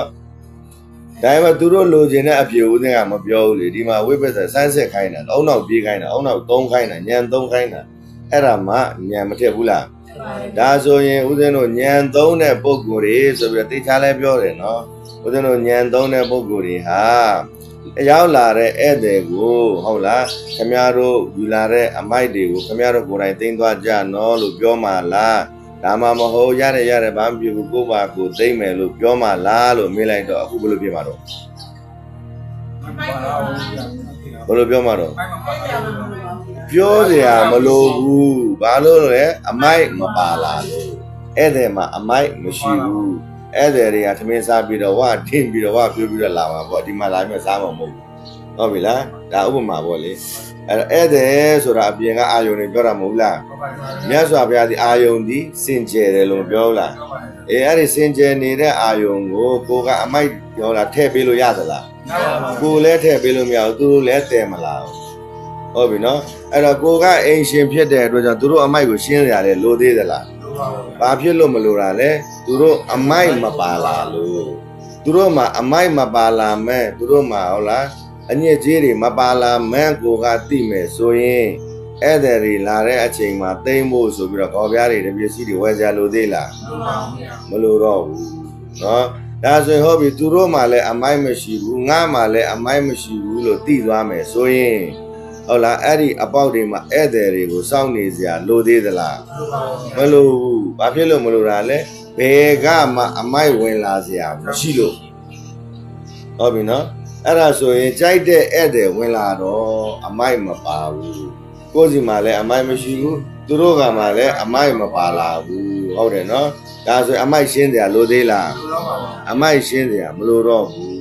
အမိုက်ရှင်းစရာမလိုဘူးဆိုရင်ဟုတ်လားအထဲထဲမှာဟောဒီဦးဇင်းတို့အိမ်ကြီးဆိုတာမရှိဘူးလားအဲ့ဒီအိမ်ကြီးဟာညက်ပတ်ပေးစရာလိုသေးလားဒါဆိုရင်ဖြူစင်နေတဲ့အိမ်ကလေးမကြံရက်ခဲ့ဘူးလားကြိုက်တဲ့ဧည့်သည်လာခဲ့ခဏနေသွားပြန်သွားကြကြိုက်တဲ့ဧည့်သည်လာခဲ့ခဏနေပြန်သွားမျက်စိဘောက်ကနေဝင်လာခဲ့ပြန်သွားဆိုဖြစ်သေးသွားတာပြောတာဟုတ်ပြီနော်နားကနေဝင်ခဲ့တဲ့ဧည့်သည်ပြန်ထွက်သွားတယ်သေးသွားရင်မရှိတော့အဲ့ဒါပြောတာနော်နှာခေါင်းဘောက်ကနေဧည့်သည်ဝင်တယ်ဟုတ်လားခဏနေသွားတယ်ဟုတ်လားဖြစ်ချင်းပြန်သွားကြတယ်အဲ့ပုံစံနဲ့ဧည့်သည်တွေဓာရ6ပေါက်မှာအဝင်ထွက်တွေမလုပ်ဘူးလားအဲ့ဒီဧည့်သည်တွေဟာတဲ့တန်ရှင်းစင်ကြယ်ပြီးတော့ခြေထောက်တွေလက်တွေရေမိုးချိုးပြီးတော့တဏ္ဍခါတွေနဲ့လာတာတဲ့နော်ညက်ပတ်တဲ့ဧည့်သည်မဝင်ဘူးတဲ့ဟုတ်ပြီနော်ညက်ပတ်တဲ့ဧည့်သည်မရှိဘူးတဲ့လောကကြီးမှာအကုန်လုံးကပြူရှင်ပြီးတော့တန်ရှင်းကြတယ်တဲ့အဲ့တော့ဦးဇင်းတို့ဟောဒီကအိမ်ဆိုတဲ့ဟုတ်လားဘဝင်စိတ်ကလေးကလည်းပဲပြူရှင်ပြီးတော့တန်ရှင်းနေတာမဟုတ်ဘူးလားဟုတ်ပါဗျာအေးပြူရှင်ပြီးတော့တန်ရှင်းနေတဲ့ဘဝင်စိတ်ကလေးကိုတဲ့ဧည့်သည်ဆိုတဲ့မြင်စိတ်နာစိတ်ကြားစိတ်ယာနာကောင်းစိတ်ဆိုတဲ့ဟုတ်လားဟုတ်လားအမြင်ခန္ဓာနာခန္ဓာကြားခန္ဓာဟုတ်လားယာနာခန္ဓာအဲ့ဒီခန္ဓာတွေဟာအဲ့ဒီစိတ်နဲ့လားမပေါင်းဘူးလားပေါင်းလိုက်တော့မြင်စိတ်နာစိတ်ကြားစိတ်မဖြစ်ဘူးလားအဲ့ဒီမြင်စိတ်နာစိတ်ကြားစိတ်တွေဟာတဲ့ဟုတ်လားအိမ်မှာလည်းပဲကိလေသာမရှိဘူးတော့ဟောဒီစိတ်အထဲထဲကအခန်းလေးမှာနော်အခန်းဓာတ်လို့ခေါ်တယ်အဲ့ဒီအခန်းလေးမှာအိမ်မှာလည်းပဲတဲ့အညစ်အကြေးကိလေသာမရှိပါဘူးတဲ့နော်ဟောဒီမှာဓွာရဆိုတဲ့အပေါက်တွေမှာလည်းပဲတဲ့ကိလေသာမရှိပါဘူးတဲ့ဘုဘက်ကလာမဲ့အာယုန်တွေကလည်းပဲပြုရှင်တန်ရှင်းပါတယ်တဲ့သူတို့မှလည်းကိလေသာမရှိဘူးဆိုတာကိုကသဘောပေါက်ဉာဏ်ရောက်မယ်ဆိုရင်သတိထားပြီးတော့ဟုတ်လားကိလေသာတွေကိုစောင့်ကြည့်တဲ့အလုပ်လုပ်เสียလိုသေးလားမလိုတော့ဘူးအဲ့တော့နားမလဲသဘောမပေါက်တော့အပြင်မှာကိလေသာတွေရှိတယ်အဝင်မခံနဲ့သတိနဲ့စောင့်ရှောက်သတိနဲ့နေမဟုတ်ရင်ကိလေသာတွေဝင်မဲ့လွန်မိုးသွားမယ်မပြောဘူးလားပြောပါဘူးခင်ဗျားတို့ကတဏှာကြီးလောက်အားထုတ်တယ်3 4 5နာရီလောက်ဟိုကြည့်ဒီကြည့်တောင်ကြည့်မြောက်ကြည့်လဲလှုပ်သေးတယ်လှုပ်ပြီးတော့ပြန်ပြီးတော့တဏှာကြီးလာတဲ့ကိလေသာပြန်ခွာတယ်ပြန်ထဲ့တယ်ခွာတယ်ထဲ့တယ်ခွာတယ်ထဲ့တယ်လုံးနေလို့ကတော့ဘယ်တော့မှပြီးမှာမဟုတ်ဘူးတာယုံတမတ်တစိတ်ချင်းနဲ့သတိနဲ့ဝရိယနဲ့အပြင်ကကိလေသာတွေအဝင်မခံဘဲနဲ့အားထုတ်မှနိဗ္ဗာန်ကိုရမှာပြောတယ်မပြောဘူးလားပြောပါတယ်အဲ့ဒါလို့ပြောတော့ကိုကလည်းပဲဟုတ်တယ်ဆိုပြီးတော့မလုပ်ဘူးလားလုပ်ပါတယ်အပေါက်တွေလည်းပြည့်ထဲထဲမှာကိလေသာရှိတယ်ဆိုပြီးတော့ဟုတ်လားအဲ့မှာလွယ်လေးမတွေးနဲ့အတွေးရထားလိုက်လို့ပြောရင်ပြီးပြီမပြီးဘူးလားသူ့ကိုပြန်ပြီးတော့ဆင်ခြင်ကြည့်လိုက်သက်စားတယ်သဘောနဲ့ဆင်ခြင်သမုဒိယသက်စားဆိုတာမရှိဘူးလားရှိပါတယ်အဲ့ဒီသမုဒိယသက်စားအတွေးပဲအတွေးရှိရင်သမုဒိယသက်စားရှိတယ်ဟုတ်ပြီနော်အတွေးမရှိရင်သမုဒိယသက်စားမရှိဘူးဒါမှမသိဖို့လိုတယ်မသိဘဲနဲ့တော့မရဘူးနော်အတွေးဟာသမုဒိယသက်စားပါဒီအချိန်မှာတွေးမနေပါဘူးအတွေးလွတ်နေပါတယ်ဆိုတော့ဉာဏ်အသိကလေးတော့မရှိရဘူးလားပထမတော့သိအောင်လုပ်ရတယ်ပထမသိအောင်လုပ်တာကကျင့်တာပဲ ဟုတ်ပြီနော်နောက်ပိုင်းသိရင်ကနေယုံကြည်စိတ်ချသွားပြီဟုတ်ပြီနော်ယုံကြည်စိတ်ချသွားတော့ပထမဉာဏ်ကတော့ဟုတ်ပြီမရှိဘူးဆိုတာကိုလက်ခံတယ်ဒါပေမဲ့စိတ်ကလက်မခံသေးဘူးဒီစိတ်ကလက်မခံဘူးဆိုတာဒီကအစွဲတွေနောက်ထပ်ထည့်ခြင်းသေးတယ်ဉာဏ်ဟိုဘက်ဒီဘက်လုံနေတဲ့အချိန်မှာဒီကအစွဲတွေကိုထည့်ခြင်းတယ်ဟုတ်လားဉာဏ်ကသူ့ကိုထည့်တော့မယ်ဆိုတာချင်းသိတယ်ဆိုရင်နောက်ပိုင်းသူမထည့်တော့ဘူးဟုတ်ပြီနော်ဥပမာဟုတ်လားနွားတို့ကျွဲတို့ခွေးတို့ဟုတ်လားတောထဲမှာနေတဲ့အကောင်ကိုဦးဇင်းတို့တွေဟာဖမ်းလာမယ်ဆိုရင်မရိုက်ဘူးလားရိုင်းနေအဲ့ဒီရိုင်းတဲ့ကောင်လေးကိုဟုတ်လားဦးဇင်းတို့တရေပြီးတရအစာကျွေးလိုက်ချော်လိုက်တတ်လိုက်ရောတခါလေးရိုက်လဲဒုံးနဲ့ရိုက်လိုက်လုံးလဲရင်အောင်မလုပ်ဘူးလားအေးရင်အောင်လုပ်တယ်ရင်အောင်လုပ်ပြီးတော့အစာတွေကျွေးတော့နောက်ပိုင်းကျသူနဲ့ကိုယ်နဲ့တငယ်ချင်းဖြစ်မသွားဘူးလားတငယ်ချင်းဖြစ်သွားပြီအစာကတော့သူနဲ့ကိုယ်နဲ့မတိခင်တော့ကတော့ဟုတ်လားကိုကကိုယ်ရန်လူမူမာလို့ကိုက်မာလို့ခဲမာလို့အမျိုးမျိုးမလုပ်ဘူးလားအေးအဲ့တော့နောက်ပိုင်းတော့ဟုတ်လားသူနဲ့ကိုယ်နဲ့အစဉ်ပြေသွားတဲ့အချိန်မှာသူနဲ့ကိုယ်နဲ့စိတ်မချရဘူးလားစိတ်ချရပြီသူကလည်းစိတ်ချပြီငါ့ကိုဘာမှမလုပ်တော့ဘူးဆိုမှကိုကလည်းသူ့ကိုစိတ်ချပြီသူငါ့ကိုရံမမူတော့ဘူးဆိုရင်သူ့ကိုတတိထားเสียလို့သေးလားမလို့တော့ဘူးအဲ့ဒီအတိုင်းပဲပထမအစကတော့ဟုတ်လားကိုကဘယ်တော့မှဒီလွတ်ရငိမ့်ရသိမ့်ရကုန်းရဆုံးရနဲ့မနေတတ်တဲ့အတွက်ကြောင့်အကောင်တွေလိုက်ရှာမှာမိရအောင်ရှာမှာမြင်စိတ်နာစိတ်ကြားစိတ်ရနာကောင်းစိတ်တွေ့တော့ကြံစည်စိတ်အဲ့ဒီအာယုန်တွေကို तू ကလိုက်ရှာမှာဟုတ်ပြီနော် तू အာယုန်နဲ့နေခဲ့တာတန္တရာမှာဗာနဲ့နေခဲ့တော့အာယုန်နဲ့နေခဲ့တာအာယုန်ကိုမိပြီးတော့နေခဲ့တာအာယုန်မရှိရင်မနေတတ်ဘူးဒါပေမဲ့ခုနလွတ်ရကလေးကလည်းအာယုံလေးပဲမဟုတ်လားအဲ့လွတ်ရကလေးဆိုတဲ့နေရာမှာအာယုံလေးအဲ့ဒီအာယုံလေးမှာအကောင်မရှိလို့မနေတတ်တာသူကကြတော့အကောင်ရကျင်တာဟုတ်ပြီနော်အကောင်ရကျင်တော့လွတ်ရကလေးနဲ့မနေတတ်တဲ့အတွက်ကြောင့်အကောင်လေးနဲ့နေခဲ့တာမြင်စိနာစိတာစိရနာကောင်းစိတွေ့တော့ကြံစီစိဆိုတဲ့အဲ့ဒီအကောင်ပလောင်လေးနဲ့နေခဲ့တဲ့အတွက်ကြောင့်တဲ့အကောင်မရှိတဲ့ဟုတ်လားသင်္ခါရမရှိတဲ့အရေးမရှိတဲ့နေရာနမိတ်မရှိတဲ့နေရာဓာတ်မရှိတဲ့နေရာမှာ तू မနေတတ်ဘူးဟုတ်ပြီနော်မနေတတ်တော့အဲ့ရနေဟုတ်လားမဉ္ဇဏ်နဲ့တမာရီလားတမာရီနဲ့ဝရိယနဲ့ပညာလေးနဲ့တွဲပြီးတော့လားရှုမှန်သွားမဉ္ဇဏ်လဲဆုံးရပုံဉဏ်လဲရောက်ချစ်ချင်းထွက်လာတယ်မထွက်လာဘူးလားချစ်ချင်းထွက်လာတယ်တချို့ထွက်လာတော့မှလန့်ပြီးတော့ထွက်လာတယ်ဟုတ်ပြီနော်တချို့ငိုက်ကနေတော့ပြတ်သွားတယ်ပေါ့အဲ့ဒါမျိုးလည်းရှိတယ်သူကအာယုံနဲ့မစိတ်နဲ့တခါတည်းပြတ်သွားတဲ့အချိန်မှာတချို့ကလည်းဒီနေရာမှာဉာဏ်အားမကောင်းဘူးဆိုရင်ငိုက်ကနေဖြစ်တယ်လန့်ကနေဖြစ်တယ်အဲ့ဒါတမာတိချုပ်တယ်လို့ခေါ်တယ်အဲ့ဒါကနိဗ္ဗာန်ကိုမြင်တာမဟုတ်တချို့တွေအဲ့နေရာကိုသွားပြီးတော့နိဗ္ဗာန်ဆိုပြီးတော့ပြောတတ်ကြတယ်နော်တကယ်တော့အဲ့နေရာမှာနိဗ္ဗာန်မဟုတ်သေးဘူးသူကဟုတ်လားသူကတော့တကယ်ထားပါတော့ဟိုလဲဝရိယနဲ့ဟုတ်လားတမာတိနဲ့ဝရိယနဲ့သွားနေတယ်တမာတိနဲ့ဝရိယသွားရင်ဉာဏ်ကနောက်ကနေပိုင်းခြားပြီးတော့သိတဲ့ဉာဏ်ကမပါလာဘူးမပါလာတဲ့အချိန်မှာသူကဘာဖြစ်တယ်လဲဆိုရင်သင်္ခါရကတိုင်းကနေရပ်သွားတာသင်္ခါရတိုင်းကနေရပ်သွားတယ်ဆိုတော့သူကဉာဏ်မပါတော့ငိုက်ကနေပြတ်သွားတာဘာဖြစ်လို့သူသင်္ခါရကိုတေချာစူးစိုက်နေတယ်တေချာစူးစိုက်ချင်းအဲ့သင်္ခါရလည်းပြတ်ရောသူအဲ့မျိုးဖြစ်သွားတ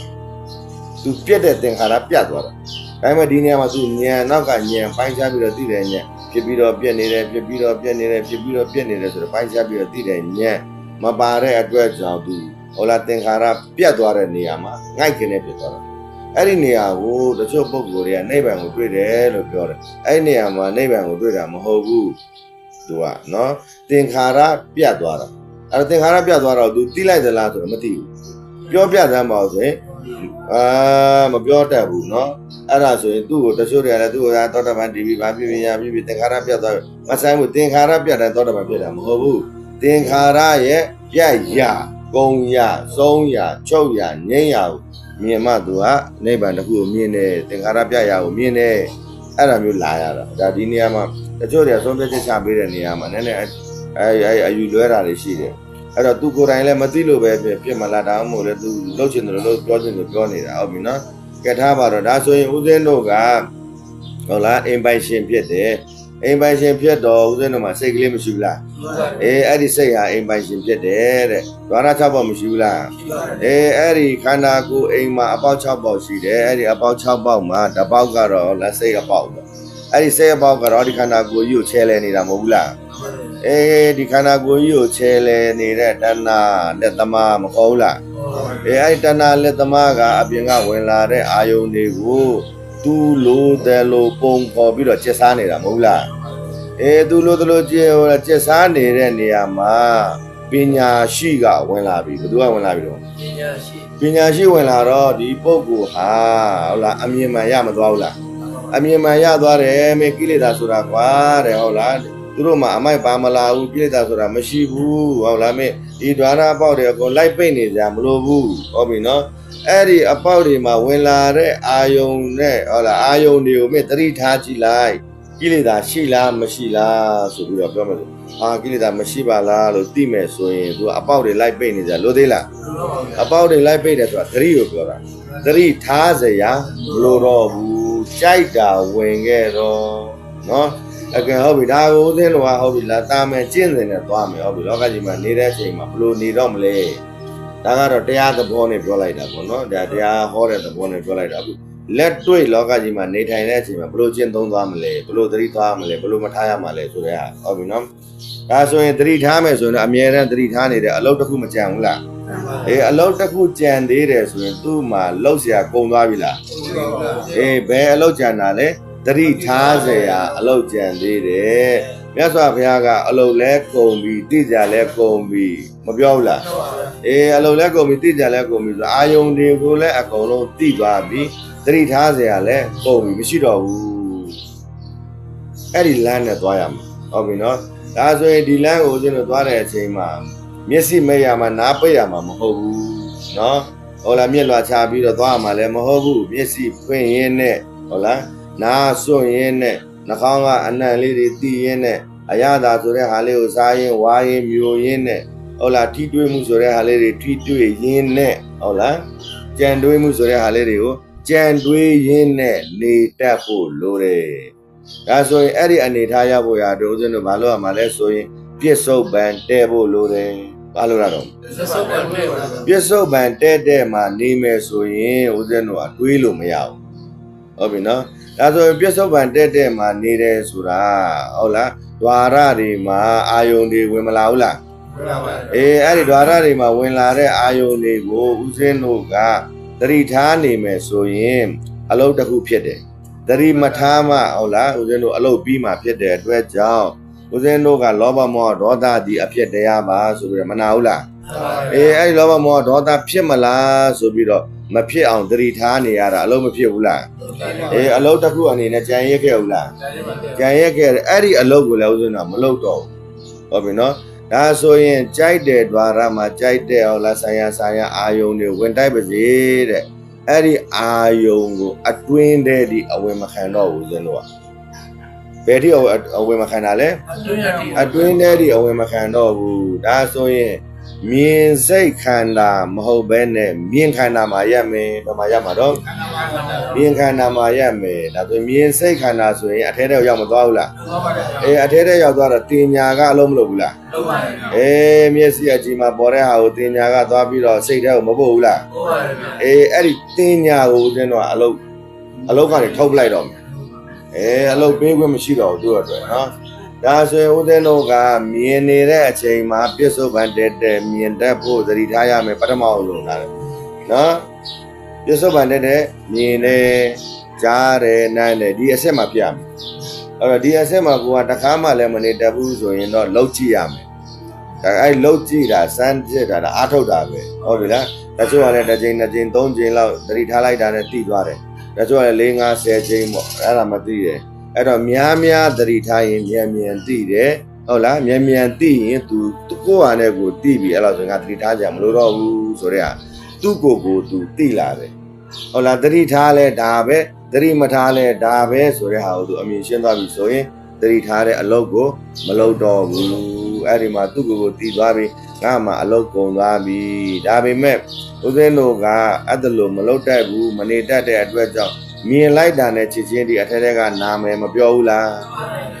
သူ့ကိုမြင်လိုက်တာနဲ့ဦးမင်းစော်လို့မပြောဘူးလားသူ့ကိုမြင်လိုက်တာနဲ့ဦးစိုးလွင်လို့မပြောဘူးလားသူ့ကိုမြင်လိုက်တာနဲ့ဦးဟာကြီးလို့ပြောတယ်သူ့ကိုမြင်လိုက်တာနဲ့ဘုန်းကြီးလို့မပြောဘူးလားပြောတယ်အဲ့ဒါဘာဖြစ်လို့ပြောနေတာလဲဆိုရင်ပြစ္ဆုတ်ပံတဲ့မနေလို့ပြစ္ဆုတ်ပံတဲ့ဆိုမြင်တဲ့နေရာမှာပဲမထားတာအဲ့ဒီမြင်တဲ့ဟာကိုတည်ပြီးတော့အထဲထဲမှာသွားပြတယ်ဒီမှာကြည့်တာဘာတူလဲဘုံကြီးလို့မပြောဘူးလားဒီမှာကြည့်တာဘာတူလဲ မပြောလားဒါဥမင်းသောနာမည်မခေါ်ပေးဘူးလားနာမည်ကဘယ်သူကပေါ်ပေးတာလဲစိတ်ကပေါ်ပေးတာထဲထဲမှာမတတ်တဲ့အတင်ညာပေါ့နော်ဒီညက်ခန္ဓာပေါ့ဟုတ်ဒီတင်ညာကိုဟုတ်လားတင်ညာကအဲ့ဒါလိုနာမည်တွေမခေါ်ပေးဘူးလားအေးနာမည်ခေါ်ပေးတော့သူ့ရဲ့ရုပ်ပုံတန်တန်ကြီးဟာအာဥမင်းတော်လာပြီပဲငါတို့တိတွေကလာပြီပဲဟာဝတ္တတရားကြီးပဲဘာတွေပါလဲမဟုတ်ဘူးအဲ့ဒီမှာပြဿနာတက်ကုန်ပြဿနာမလျှော့ဘူးလားအေးဘာအဖေလာလားအမေလာလားမြင်စရာပဲနာမည်မပါနဲ့ဟုတ်လားနာမည်မပါတော့အဖေဆိုတဲ့ဟာမပေါ်တော့ဘူးဥမင်းတော်ဆိုတဲ့ဟာမပေါ်တော့ဘူးဟောဒါလူတယောက်မြင်ုံတက်တက်လေးပဲသူ့နော်မြင်တာလေးပဲရှိတယ်အဲနောက်မှဟောဒါဥမင်းတော်ဆိုတဲ့ဟာနောက်မှကိုကတွေးမှအဲ့ဒီမြင်ုံတက်တက်ကနေဥမင်းတော်ဆိုတဲ့ဟာကိုသိကျင်တဲ့အချိန်မှာဒီမှာချစ်ချင်းတွေးပေးတဲ့ဟာလေးကိုဟုတ်လားအာယုံပြုတ်ပေးတယ်ပေါ့အဲ့ဒီဟာလေးကချစ်ချင်းဒီမှာတိတာတယ်ဘာလို့ဒီနေရာလွတ်နေတာဟုတ်လွတ်နေတဲ့နေရာမှာဒီမှာတခုခုလှုပ်ရှားမှုဖြစ်လာတယ်။အော်ဒီမှာလွတ်နေရတယ်လွတ်နေတဲ့နေရာလေးမှာအကောင်ပေါ်လာပြီနော်ငါတို့အမျိုးတွေလာပြီငါပြောအဲ့မှာပြဿနာတက်ပြီ။ဒါဆိုဦးဇင်းတို့ကဘသူကိုပဲမြင်မြင်ဘယ်နေရာမှာပဲဖြစ်မြင်တဲ့အတိုင်းလေးပဲထားလိုက်နောက်ကနေမတွေးနဲ့အဲဆိုဦးဇင်းတို့ဟုတ်လားပြဿနာတက်တဲ့နေဖို့ရအတွက်အရင်ဆုံးသတိထားမြင်လိုက်တာနဲ့ဟုတ်လားနာမည်အထဲထဲမှာပေါ်ပြီလားနာမည်ပေါ်ပြီဆိုရင်အတွင်းရောက်ပြီမြင်တဲ့နေရာမှာပြစ္ဆုတ်မှာတက်မှာမနေနိုင်သေးဘူးဟုတ်ပြီနော်အတန်ကြားလိုက်တာနဲ့ဒါငှက်တန်ဆိုတာကိုအထဲထဲမှာသိပြီဆိုရင်ဒါအတွင်းရောက်သွားပြီသိတာကအတွင်းမဟုတ်လားဒီကောင်နာကြည့်နဲ့မသိဘူးလေနာကြည့်ကမသိနိုင်ဘူးအတန်တော့မသိဘူးလားအေးအတန်တော့သိတယ်ဟုတ်ပြီနော်ဒါအဲ့ထဲမှာကိုဘက်ကိုစဉ်းစားကြည့်မြင်လိုက်တယ်မြင်တဲ့ချိန်မှာအထဲထဲမှာနာမည်ချင်းပေါ်တယ်အဲ့ထဲထဲမှာနာမည်ချင်းပေါ်ရင်သူဟာအတွင်းရောက်သွားတယ်ပြဿနာတက်တယ်မဟုတ်တော့မြင်ုံတက်တက်ပဲမဟုတ်တော့သူအထဲတဲ့ဟုတ်ပြီနော်အတန်ကြားလိုက်တဲ့အချိန်မှာလည်းပဲအတန်တော့ကြားတယ်နော်အတန်ကိုမကြားတော့တော့ဘူးအတန်ကိုကြားတယ်အတန်ကိုကြားလိုက်တာနဲ့ဟုတ်ပြီဒါအတန်လေးပဲဟုတ်ပြီနော်ဒီနေရာမှာခွေးမပါတော့ငှက်မပါတော့အတန်လေးပဲဟုတ်ပြီနော်သူអော်တဲ့အတိုင်းပဲကြားရမှာဟုတ်ပြီနော်သူអော်တဲ့အတိုင်းလေးပဲကြားရမှာအတန်ပြောင်းလဲသွားမှာမဟုတ်ဘူးသူអော်တဲ့အတိုင်းလေးပဲကြားရမယ်တိုင်းပဲငှက်ဆိုတာလည်းမလာတော့ဘူးအဲ့ဒါကိုတနည်းအားဖြင့်ပြောမယ်ဆိုရင်ဉာဏ်စဉ်နဲ့ပြောရင်သင်္ခါရုပ္ပကဉာဏ်လို့ခေါ်တယ်သင်္ခါရတွေကိုဥပ္ပကပြုလိုက်တယ်မြင်စိတ်နာစိတ်ကြားစိတ်တွေကိုမြင်နဲ့မြင်နဲ့အပြတ်သွားဖြတ်လာပဲဟုတ်လားဥပမာပေါ့ဈေးထဲမှာသွားလေဈေးထဲမှာသွားလူတွေအများကြီးမရှိဘူးလားအေးလူတွေအများကြီးဆိုအကုန်လုံးမမြင်ဘူးလားကိုယ်ရှိမှမျက်စိကြည့်မှရောက်လာတယ်မမြင်ဘူးလားမြင်တော့အဲ့လူတွေကအကုန်လုံးနာမည်ပေါ်သလားမပေါ်အဲ့သူတို့မြင်ုံတက်တက်လေးပဲမဟုတ်လားအေးအဲ့ဒါလို့ဟုတ်ပြီနော်မြင်ုံတက်တက်လေးပဲအတန်တွေအများကြီးမရှိဘူးလားအတန်တွေအများကြီးရှိတယ်အတန်တွေအတန်တွေအများကြီးရှိပဲအဲ့ဒီအတန်အကုန်လုံးကိုကဘာတန်ညာတန်ဘာတန်ညာတန်သိသလားသိပါဗျာမသိဘူးဟုတ်ပြီနော်အဲ့ဒါအတန်တွေအများကြီးလာတိုက်မှာပဲဘာပဲတိုက်เสียတိုက်မှာပဲကိုကဝင်မရှုပ်ဘူးအခုနကဈေးထဲမှာသွားတယ်လို့ပဲဈေးထဲမှာသွားတော့ဟာဖြူနီကြောင်ကြမတွေ့ဘူးလားတွေ့ပါဘူးအေးဖြူနီကြောင်ကြရောင်မျိုးစုံတွေတွေ့တော့ဘယ်သွားလိုက်ဒီဘက်သွားလိုက်ကွာစီထဲမှာသွားနေတာတွေ့နေတာပဲလေအဲ့တော့ဒီနေရာမှာအကုန်လုံးမမြင်ဘူးလားဆိုကိုယ်ချေရောက်လာတယ်အကုန်လုံးမြင်တာပဲလေမြင်တယ်မမြင်ဘူးမြင်တယ်နော်မြင်တဲ့တိုင်းမှာနာမည်တွေပေါ်သလားမပေါ်ဘူးအဲ့ဒါဖြစ်မှ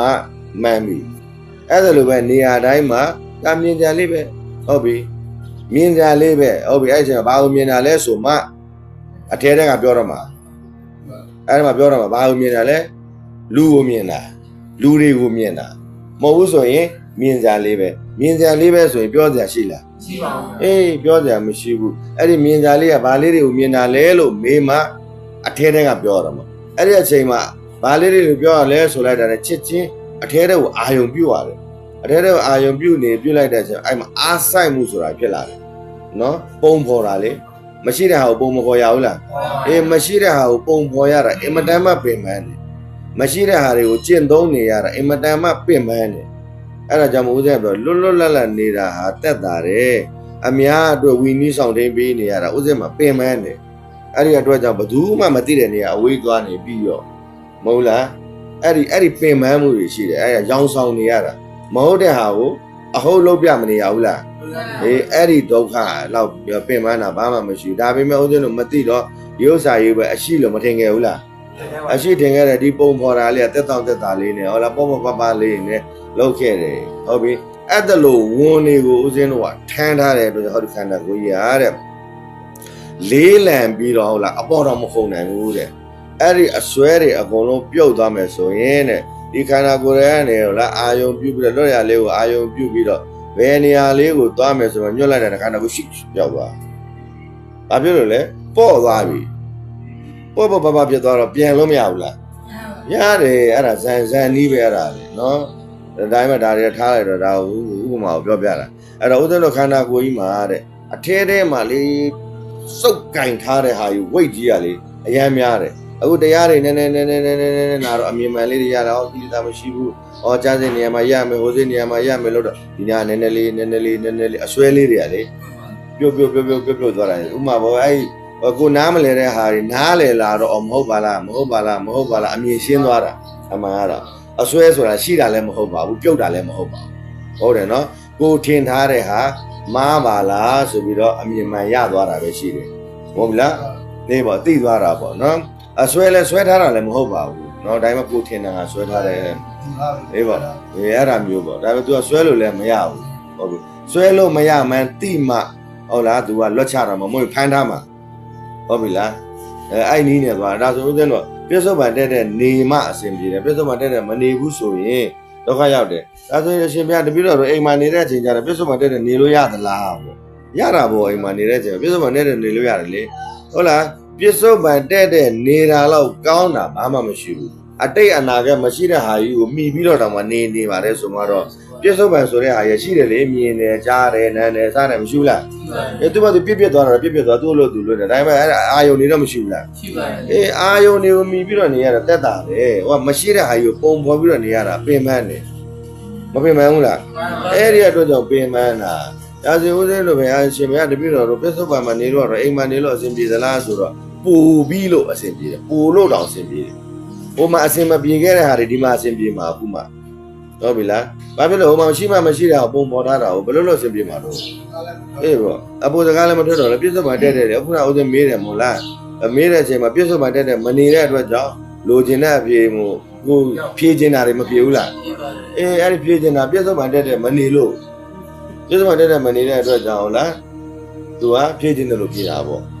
ဒါဆိုရင်ဦးဇင်းတို့လားအိမ်မှာနေရင်းနဲ့ပဲပြစ္ဆုတ်ပန်တက်တဲ့နေမယ်ဆိုရင်ဒီအကောင်လေးတွေမတွေ့ဘူးလားတွေ့ပါတယ်အေးဒီအကောင်လေးတွေကအကောင်လေးတွေပါခွေးဆိုတဲ့အမှတ်တင်ညာမပေါ်တော့ဘူးသူကအကောင်လေးတွေပါခန္ဓာ၅ပါးပါဆိုတဲ့ဟာလည်းမပေါ်တော့ဘူးရုပ်နဲ့နှစ်ပါးပါဆိုတဲ့ဟာလည်းမပေါ်တော့ဘူးဖြစ်ပျက်တွေပါလို့လည်းမပြောတော့ဘူးဒုက္ခသစ္စာတွေပါဆိုပြီးတော့လည်းမပေါ်တော့ဘူးဒါတွေကမြင်စရာလေးတွေအေးသူတို့ကမြင်စရာလေးတွေဟောလားသူတို့အတူတကွနေထိုင်ကြတယ်ဟုတ်ပြီနော်သူလည်းသူတက်ကအတူတူပဲမြင်ကြလေးတွေပဲအဲ့တော့သူတို့ကစားတတ်တယ်တို့ကြောင့်ရောစားကြဟုတ်ပြီနော်သူတို့အပေါ်မှာဒေါသလည်းမရှိဘူးသူတို့အပေါ်မှာလောဘလည်းမရှိဘူးမဟုတ်ဘူးလားသူတို့ဒီ32ဘဝနေထိုင်တဲ့တတ္တဝါတွေရှိတယ်အတူတကွပေါင်းသိနေထိုင်ခြင်းကြီးမြတ်တယ်ဆိုပြီးတော့ဟုတ်လားပြီးတော့သူတို့ရဲ့အရှိတရားမရှိတရားကိုကိုယ်တိုင်သိပြီးတော့ဟုတ်လားလွတ်ရကြွရလေးနဲ့နေမယ်ဆိုရင်ပင်ပန်းမှုဆိုတာမရှိဘူးအဲ့ဒီခန္ဓာကိုယ်ကြီးကလဲဗာလဲညောင်းတာလည်းမရှိနာတာလည်းမရှိကြိုက်တာလည်းမရှိပူတာလည်းမရှိညအိတ်ဆရာလည်းမလိုတော့ဘူးဒါပေမဲ့သူ့မှာဒဏ်ရာဒဏ်ချစ်တွေရှိနေတဲ့အတွက်ကြောင့်တဲ့မြတ်စွာဘုရားက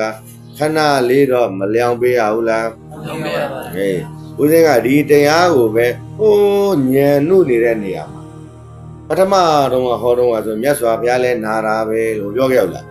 းအေးဒါကြောင့်ညံနှုတ်တဲ့နေရာမှာအဲ့ဒါလိုပဲဟောရတယ်ဟုတ်ပြီနော်အစာပိုင်းမှာမြတ်စွာဘုရားနာတာပဲမြတ်စွာဘုရားကပြောတယ်အနန္ဒာကြောကိမိသမကွာငါခါကောင်းပါလေကောင်းကြိုက်တယ်ခါကြိုက်တယ်လျောင်းမှမပြောဘူးလာ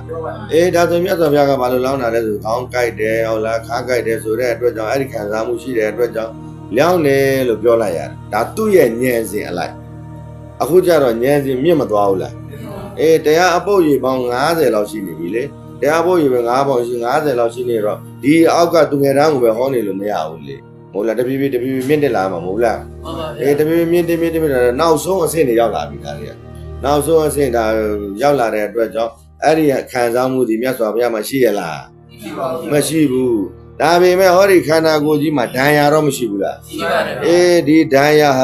တဲ့ဟိုဘက်သွားလဲတိုက်မိတယ်ဒီဘက်သွားလဲတိုက်မိတယ်ဒီဒဏ်ရာကြီးကမပြောက်ဘူးကွာတဲ့ဒီဥစ္စာကြီးကကြည့်ရတာလဲအစင်မပြေဘူးဟုတ်လားသွေးတွေလည်းထွက်နေတယ်ဘာတွေလည်းဖြစ်နေတယ်နာတာကျင်နာထုံနာကြိုက်တာဘာတစ်စက်မှရှိကိုမရှိတာ ဟုတ်ပြီနော်မရှိဘူးသူ့မှာအဲ့ဒီတိုင်းမဲ့သူဟာတဲ့ဟိုဘက်သွားတော့လဲတိုက်မိတယ်ဟိုဘက်သွားတယ်တိုက်မိတယ်သွေးတွေထွက်တယ်မဟုတ်လားညက်ပတ်တယ်ပေါ့အဲ့တော့ဒီဥစ္စာလေးကိုဘာလုပ်ရမှာလဲဆိုစေးတွေဗတ်တီတွေလုပ်ပြီးတော့သူ့ကိုပျောက်သွားအောင်တော့လုပ်ရမှာပဲအဲ့ဒီအတွက်ကြောင့်စေးကူတာခံစားမှုကြောင့်စေးကူတာမဟုတ်ဘူးဒါပေမဲ့ဟိုညံလူတဲ့နေရာမှာကြတော့သူကမြတ်စွာဘုရားလဲဟောလားခံစားမှုပျောက်သွားတာလားဆိုတော့မပျောက်ပါဘူးပြအေးမြတ်စွာဘုရားခံစားမှုပျောက်သွားတာမဟုတ်သေးဘူးဆိုရင်သူ့မှာဟုတ်လားနာတတ်တဲ့သဘောတော့ရှိတယ်ဒါပေမဲ့သူဝင်မပါဘူးဩအဲ့ဒါမျိုးပြောရတာသူကကြတာတခါတည်းမြတ်စွာဘုရားခံစားမှုမရှိဘူးမြတ်စွာဘုရားကဦးလည်းမပြုဘူးမြတ်စွာဘုရားကမြင်တဲ့နေရာမှာဟုတ်လားလောဘမောဟဒေါသတွေမပါဘူးဒီလိုပြစ္ဆုတ်ပန်တဲ့နေတဲ့ဒီຢာတွေပြောမယ်ဆိုသူဉာဏ်မီဖို့မလွယ်ဘူးတစင်ပြပြနဲ့နောက်ဆုံးအဲ့လိုမြင့်ဆွဲခေါ်ပေးရတာပေါ့လေကဲဟုတ်ပြီဒါဆိုရင်ဦးဇင်းတို့ဟာတဲ့မြင်တဲ့နေရာမှာရပ်နိုင်မယ်ဆိုရင်မိသားစုနဲ့နေတဲ့အချိန်မှာလည်းပဲဟုတ်လားလောဘမောဟဒေါသတွေဆိုတာလေအရှိတရားလားမရှိတရားလားမရှိတရားမှသိသွားတော့လောဘမောဟဒေါသဖြစ်စရာအကြောင်းရှိသေးလားရှိပါဘူးဒါဆိုရင်မြင်တဲ့အပေါ်လေးမှာလောဘဖြစ်စရာလိုသေးလားလိုပါဘူးဒေါသဖြစ်စရာလိုသေးလားလိုပါဘူးကြားတဲ့နေရာမှာလည်းလောဘဒေါသဖြစ်စရာလိုသေးလားလိုပါဘူးအဲ့ဒါလိုပဲအနတ်မှာလည်းလောဘမောဟဒေါသဖြစ်စရာလိုသေးလားလိုပါဘူးအရသာမှာလိုသေးလားလိုပါဘူးကြီးတွေးတဲ့အပေါ်မှာလိုသေးလားလိုပါဘူးကြံတွေးတဲ့အပေါ်မှာရောလိုသေးလားအဲ့ဒီကြံတွေးတာကိုဘာခန္ဓာဥပါဒာနဲ့ခန္ဓာနော်အဲ့တော့ကြံတွေးတာဒီတဲ့ဥပါဒာနဲ့ခန္ဓာဆိုတာဓဝရ6ပေါက်မှာဘယ်နေရာမှာပဲရှိတာလဲမနှောမှာပဲရှိတယ်ဥပါဒာနဲ့ခန္ဓာအဲ့ကောင် main point ပဲဟုတ်ပြီနော်ဒီမျက်စိနာနှာခေါင်းရှားကိုဟာဒီလောက်ကြီးမဟုတ်ဘူးတဲ့သူတို့ကဘာမှဆွဲတာတွေဘာတခုမှမလုပ်ဘူးဒါပေမဲ့ဒီစိတ်ဆိုတဲ့ကောင်ကအထဲထဲမှာနေပြီးအထဲထဲမှာပဲဆွဲနေတယ်သူမသိတာဘူးသူကလေအဲ့တော့ဒီကောင်ဆွဲလို့ဆွဲမှမသိတဲ့အတွက်ကြောင့်ဒီကောင်အလုံးလုတ်ဖွင့်ကိုမပေးလိုက်တော့ဟုတ်ပြီလားသူ့ကိုဂယူးလည်းမဆိုင်တော့သူကတော့တွေးတယ်လို့လုပ်တာ哦အဲ့တော့သူ့ကိုတွေးတယ်လို့မလုပ်အောင်သူကဘာကိုမိပြီးတော့တွေးတာလဲဆိုရင်ဓဝရကိုမိပြီးတော့တွေးတာဓဝရမှာဖြစ်ပြီးတော့ပြတ်သွားတဲ့ဟာတွေဓဝရမှာဖြစ်ပြီးတော့ပြတ်သွားတဲ့ဟာတွေကိုပုံရိပ်တွေကိုအစ်လုပ်ပြီးတော့တွေးနေတာသူကအဲ့ဒါဆိုဦးဇင်းတို့ဓဝရတွေအကုန်လုံးကိုလာတိလိုက်မဲ့သဘောပေါက်မယ်ဆိုသူတွေးကြမရှိတော့တွေးကြမရှိတော့ဘူးဆိုရင်သူဘဝတွေပေးကြရှိသေးလားမရှိတော့ဘဝပေးကြမရှိဘဝကုံသွားပြီပြတ်သွားပြီပေါ့မဟုတ်လားအဲ့ဒီနီးနဲ့သွားရမှာဒါဆိုရင်ဦးဇင်းတို့အိမ်မှာနေရင်းနဲ့လည်းပဲဟုတ်လားပြစ္ဆုတ်ပန်တဲ့နေမယ်ဆိုရင်ကြားတယ်တယောက်ကလာခေါ်တယ်ကြားတယ်သူခေါ်လိုက်တဲ့သူអော်လိုက်တဲ့သူဟုတ်လားပူပင်တော့ကဖြစ်လိုက်တဲ့အတန်ပေါ်မှာတဲ့ဦးဇင်းတို့ဒီအထဲထဲတွေကိုမရောက်တဲ့အတွက်တုံလုံးမှုမရှိဘူးဟုတ်ပြီလားဒီနေရာမှာပြာရခတ်တာလည်းမရှိဘူးဟုတ်ပြီလားတချို့ကပြောတယ်တချို့ကဦးဇင်းဂျုံတဲ့ဟာလည်းပြောမယ်နော်တနေရာမှာဟုတ်လားအရေးတကြီးကိစ္စတခုပေါ်လာတယ်ဦးဇင်းကအဲ့နေရာကိုရောက်နေတယ်အရေးတကြီးကိစ္စတခုပေါ်လာတယ်အဲ့နေရာကိုရောက်တော့ကျောင်းတိုင်ဆရာတော်ကတော်မြန်ပြေးလို့ပြောတာဟုတ်ပြီလားမြန်ပြေးလို့လဲဒါကြီးကဘာမှဖြစ်မလားမပြေးလဲဘာမှဖြစ်မလားဘူးဘာဖြစ်လို့ပြေးတော့မှာမဟုတ်လားဒါ तू ကတော့မှအမြန်ဆုံးရောက်စေချင်တာပေါ့နောက်ကြရင်လည်းခြေလမ်းတလန်းပေါ့ပြေးတာနဲ့မပြေးတာနဲ့ထားမဟုတ်လားအဲ့တော့ကိုဒီနေရာမှာညံကချစ်ချင်းရောက်သွားတော့ဒီနေရာမှာပြေးတယ်မဟုတ်ဘူး तू ကတာဟုတ်လားဘာလဲတရားကိုသဘောမပေါက်ညံမရောက်တော့သူ့မှာပြာရခတ်နေတယ် तू ကပြာရခတ်နေတယ်ကို့မှာဒီဥစ္စာဒီဟုတ်လားဘာမှမဟုတ်ပါဘူးဖြစ်ပြီးတော့ပြစ်တတ်တဲ့သဘောသူ့ဟာနဲ့သူဖြစ်လာတဲ့ဟာဆိုပြီးတော့ပြေးเสียလည်းမရှိဘူးဟုတ်လားပြာရခတ်เสียလည်းမရှိဘူးပုံမှန်အတိုင်းလေးဘာတွေလိုအပ်တဲ့ဟာလေးယူသွားပြီးလှုပ်เสียရှိတာလို့ပြေးလိုက်တာဟုတ်ပြီလားအဲ့တော့ဒီနေရာမှာပြောတော့မင်းကပြေးခိုင်းတာမင်းကမပြေးလို့တဲ့နောက်ကျသွားတာဘာဖြစ်လဲဘာမှမဆိုင်ဘူးလူတိုင်းကသူ့ကံနဲ့သူလာတာကိုဘလောက်ပဲပြေးတည်တဲ့လူကတည်မှာပဲမတည်ဘူးလားအေးမကြကွဲမဲ့အရာရှိသူ့အချိန်တိုင်းကြကွဲမှာပဲမဟုတ်ဘူးလားအဲ့တော့လိုနားလဲမဲ့သဘောပေါက်မယ်ဆိုပြာရကတ်เสียအကြောင်းလည်းမရှိဘူးပြေးเสียလည်းမလိုတော့ဘူးကြိုက်တဲ့လူကြိုက်တဲ့လောက်လာပြီးတော့ငိုပါစေကြားတာပဲရှိတယ်ဟုတ်ပြီငိုတယ်ကြောက်လာကြားတယ်ဟိုဘက်ကလူကအမျိုးမျက်နာတွေမျိုးလောက်ပါတယ်ပြက်ဒီမျက်စိတွေပါတယ်လောက်ပြတယ်သူ့ရုပ်ကလေးကိုမြင်ပြီးတော့မြင်เสียလေးပဲရှိတယ်ဟုတ်ပြီလားဟိုပိတ်ကားမှာအကောင်လေးတွေဟိုလားရုပ်ရှင်မှာလေရုပ်ရှင်ပိတ်ကားမှာအတန်မပါဘဲနဲ့အဲ့ဒီပိတ်ကားလေးတွေပဲသွားတယ်အယုတ်လေးသွားမနေဘူးလားအေးအဲ့ဒီအယုတ်လေးတွေကြည့်နေတယ်လို့ပဲဘေးမှာလာပြီးလူတွေငိုတယ်မဟုတ်လားငိုတယ်ဗာဖြစ်တယ်ညာဖြစ်တယ်ဟောဖြစ်တယ်ဆိုအဲ့ပိတ်ကားလေးမှာကြည့်တော့အဲ့ပိတ်ကားလေးတွေဟာအယုတ်တွေပါလို့မထင်ဘူးလားဒါအယုတ်တွေပါဒါတွေအကောင်တွေမဟုတ်ပါဘူးအဲ့ဒါလိုပဲဒီမှာလဲဒါတွေအယုတ်တွေပါလာပြီးတော့ပြောပြနေတာဒါမျိုးလောက်ပြနေတာပဲ အဲ့ဒီအယုတ်နဲ့ဒီအယုတ်နဲ့အတူတူဖြစ်သွားတာဟုတ်ပြီနော်ဒါပေမဲ့ तू ကအတန်နဲ့ပြောနေတဲ့အတွက်ကြောင့် तू ပြောနေတာလေးဒီဘာပြောနေတာလဲအကူညီတောင်းနေတာလားအကူညီတောင်းတယ်ဆိုလည်းကိုယ်နိုင်အကူညီပေးလိုက်တာပေါ့အကူညီတောင်းနေတာမဟုတ်ဘူးဆိုလည်းသူ့ရဲ့ဟာလေးနားထောင်ပေးလိုက်ပေါ့နားထောင်တာလည်းဒီမှာပဲနားထောင်ဒီမှာပဲပြည့်အထဲတီကိုမရောက်အဲ့ဒီသဘောနဲ့သွားမှာအထဲတီရောက်မှကျင်နာတဲ့စိတ်တနာတဲ့စိတ်ဟုတ်လားအဲ့မှာလောဘစိတ်တွေဒေါသစိတ်တွေသူ့ကိုချစ်တဲ့စိတ်တွေမချစ်တဲ့စိတ်တွေပေါ်လာတာဒီနေရာမှာပဲနားမှာအတန်ပဲကြားတယ်မျက်စိမှာပဲဟုတ်လားမြင်တာလေးရှိမယ်ဆိုရန်သူလည်းမတွေ့တော့အယုတ်ကလေးပဲရန်သူပြောတဲ့စကားကလည်းအတန်လေးပဲဟောအဲ့ဒါပြစ္ဆုတ်ပံတဲ့နေလို့ပြစ္ဆုတ်ပံတဲ့မနေဘူးဆိုတော့သူကငါ့ကိုဆဲပြီးဒါငါရန်သူပဲဖြစ်မလာဘူးလားအဲ့ဒါလိုပဲဟောဒီအထဲထဲမှာလည်းပဲဟောဒီဒွါရ9ပေါက်ကတော့ဟုတ်လားသတိထားမယ်ဆိုရင်ဟုတ်လားသူ့ကိုပိတ်ရလွဲတယ်ဆိုလိုချင်တာအခုနကိလေသာနည်းနဲ့ပြောမယ်ဆိုရင်ပေါ့နော်အဲ့ဒီဒွါရ9ပေါက်ကြတော့တဲ့စင်ချင်ရလွယ်တယ်တဲ့အဓိကစင်ချင်ရခက်တာကမနောဒွါရနော်အဲ့ဒီမနောဒွါရကြတော့ပြစ္ဆုတ်ပံတဲ့ဘလို့နေမလဲဟုတ်ပြီလားအဲ့ဒါမနောဒွါရပြစ္ဆုတ်ပံတဲ့နေမယ်ဆိုရင်တော့နံပါတ်1အတွေးရရမယ်ဟုတ်ပြီနော်အတွေးရတဲ့အချိန်မှာဘာပေါ်ခဲ့မှာလဲဆိုရင်ကွက်လက်ကလေးပေါ်ခဲ့မှာဘယ်ကွက်လက်ပေါ်ခဲ့မှာလဲ600 900 300 900 300ဆိုတဲ့ကွက်လက်ကလေးပေါ်ခဲ့မယ်ဟုတ်ပြီအတွေးလေးတော့ရလာပြီကွက်လက်ကလေးတော့ဖြစ်သွားပြီဒါပေမဲ့ဟောဒီမှာဒွါရတွေမှာမရှိဘူးလားဒွါရမှာအတန်နေလာတိုက်တယ်ဆိုရင်အဲ့ဒီအချိန်မှာအတန်ဘက်ကိုရောက်မသွားဘူးလားအတန်ဘက်ကိုရောက်သွားတယ်ဆိုရင်ကိုကအဲ့ဒီအတန်တွေကိုဥပေက္ခာပြုရမယ်တင်္ခာဥပေက္ခာဉာဏ်ဟုတ်ပြီနော်အဲ့ဒီတင်္ခါရတွေကိုဥပေက္ခာပြုရမယ်အဲ့ဒါမှအတွင်းထဲကကွက်လက်မှာနေလို့ရမယ်ဟုတ်ပြီအတွင်းထဲကဟုတ်လားမနောအရိယဝတ္ထုထဲမှာဟုတ်လားမနောဝိညာဉ်ထဲမှာဘဝင်စိတ်ကလေးကိုပြုခြင်းတန်ရှင်းတဲ့စိတ်ကလေးကိုအာယုံပြုပြီးတော့နေလို့မရဘူးမနေတတ်ဘူးဆိုရင်မြင်စိတ်မှာနေရမယ်ကြားစိတ်မှာနေဘယ်ဒွါရမှာပဲနေရတယ်ဟုတ်ပြီလားဟောဒီပါးစပ်မှာဝါနေတဲ့နေရာမှာနေဟုတ်လားမြတ်တော်ခတ်တဲ့နေရာလေးမှာပဲနေရတယ်ဒါတွေအများနဲ့လုံနေတာမဟုတ်လားပါးစပ်ကလည်းလှုပ်ရှားနေတယ်ရှားတွေလည်းလှုပ်ရှားနေတယ်မြတ်တော်ကလည်းအများနဲ့လှုပ်ရှားနေတယ်မြတ်တော်ခတ်တယ်မရှိတော့ဘူးခတ်တယ်မရှိတော့ဘူးခတ်တယ်ဒီမှာနေလို့လည်းရတာပဲဟုတ်ပြီလားဒွါရတစ်ခုကိုမှီပြီးတော့ရှိတယ်မရှိတော့ဘူးဖြစ်လာတယ်မရှိတော့ဘူးမရှိတော့တဲ့အချိန်မှာမရှိသေးဘူးပြန်ပြီးတော့ဖြစ်လာတဲ့အချိန်မှာဖြစ်လာတယ်လို့လေးနဲ့ပျောက်သွားပြန်တယ်အဲ့တော့နောက်ပိုင်းကျတာဘယ်လိုဖြစ်လာတယ်လဲဆိုရင်ဒါလေးကသူ့ဘာသူလုံးနေတော့ကိုကတော့မရှိတာကိုပဲသိနေတယ်သူကလည်းသူ့အလုပ်သူလုံးနေတယ်ကိုကတော့မရှိတာကိုပဲသိနေတယ်ဒီမှာတွေးစရာကလည်းသူ့ဘာသူတွေးနေတာပဲဟုတ်လားသူ့ဘာသူတွေးနေတဲ့ကိုကတော့မရှိတာလေးနဲ့ပဲနေတယ်ဘာမရှိတာလောဘမောဟဒေါသမရှိတာကိုယ်ဆုံးတာလေးနဲ့ပဲအေးချမ်းစွာပဲနေလိုက်တယ်သူကလည်းအဲ့ဒီအချိန်ကျတော့သူကလည်းဘာတွေးတယ်လဲဆိုအကြောင်းနဲ့အကျိုးနဲ့ပတ်သက်ရင်ကိစ္စရက်တစ်ခုပေါ်လာရင်တွေးတယ်ဒါအဲ့ဒီကိစ္စရက်တွေမရှိဘူးဆိုရင်သူမတွေးတော့ဘူးအတွေးရက်ပြီးတော့နေတယ်ဟုတ်ပြီလားတွေးစရာကိစ္စရက်တစ်ခုပေါ်လာရင်သူကတွေးပေးတယ်အတူဆုံးဖြစ်တွေးပေးတယ်အကောင်းဆုံးပြောင်းတွေးပေးတယ်မအောင်မှန်ကန်တွေးပေးတယ်အဲ့ဒီအချိန်မှာပြင်ရပါလဲညံနဲ့စိတ်နဲ့ဟုတ်လားညံကသူ့ကိုကိုယ်ကဲပေးတယ်စိတ်ကတော့အဲ့ဒီအချိန်မှာအမှန်တိုင်းပဲတွေးတော့တယ်အဲ့ဒါဆိုရင်အဲ့ဒီပုဂ္ဂိုလ်ဟာတဲ့အတွေးလည်းမှန်မသွားဘူးလားအတွေးလည်းမှန်သွားပြီအာယုံနဲ့ဓာရနဲ့တိုက်တဲ့အချိန်မှာတွေးစရာလေးဖြစ်လာတယ်ဆိုရင်အိမ်မှာနေပြီးတော့အတွေးလွတ်ပြီးတော့နေလို့မရဘူးတွေးပေးရတယ်နော်အဲ့ဒါမှအဆင်ပြေတယ်အဲ့ဒါလိုမှမဟုတ်ဘူးအဲ့ဒါတွေးကိုလည်းမတွေးခြင်းဘူးအဲ့ဒီလုံးဝလွတ်ရသိမ်းရချုပ်ရငြိမ်းရလေးနဲ့ပဲနေခြင်းနဲ့ဆိုရင်တော့ဖလားသမဘာဝင်စားရမယ်အဲ့ဒါလိုဖလားသမဘာဝင်စားခြင်းနဲ့ဆိုရင်တော့သင်္ကန်းဝတ်မှရတော့မယ်နော်သင်္ကန်းဝတ်ပြီးတော့ကျောင်းတစ်ကျောင်းမှာဟုတ်လားကျောင်းဆောင်ပြီးတော့စွန့်နေပါလေခံပြီးတော့အမှစွန့်နေပါဖုံးပေးပြီးတော့ငုတ်တုတ်ထိုင်ပြီးတော့ဖလားသမဘာဝင်စားတော့အဲ့ဒီနည်းနဲ့ပဲရမယ်မဟုတ်ရင်လောကီမှာနေရင်တော့အတွေးဆိုတာတော့မရှိပေးရဘူးလားရှိပေးရတိုင်းမှာအဲ့ဒီအတွေးတွေကတမ္မာသင်္ကပ္ပမဟုတ်လားတမ္မာသင်္ကပ္ပဟုတ်တိုင်းမှာတော့မတွေးရဘူးလားတွေးရတယ်ဒါပေမဲ့အဲ့ဒီအတွေးအပေါ်မှာတဲ့ဉာဏ်ကဥသိပြီးတော့ကိုယ်ကဲနေတဲ့အတွက်ကြောင့်တဲ့သူဒီဟုတ်လားဘာအကျိုးမှမမျောကိုပဲနဲ့ကုသိုလ်ရတဲ့စိတ်ကလေးမထားဘူးအကုသိုလ်ဆိုတဲ့ဟာတော့တွေးကိုမတွေးတော့ဘူးเนาะအဲ့တော့သူအတွေးလေးဟာတဲ့ကုသိုလ်ရတယ်ဆိုတဲ့ဟာလေးလဲသူကမတွေးဘာဖြစ်လဲဆိုလွတ်တာလေးကိုသူအာယုံပြုနေတယ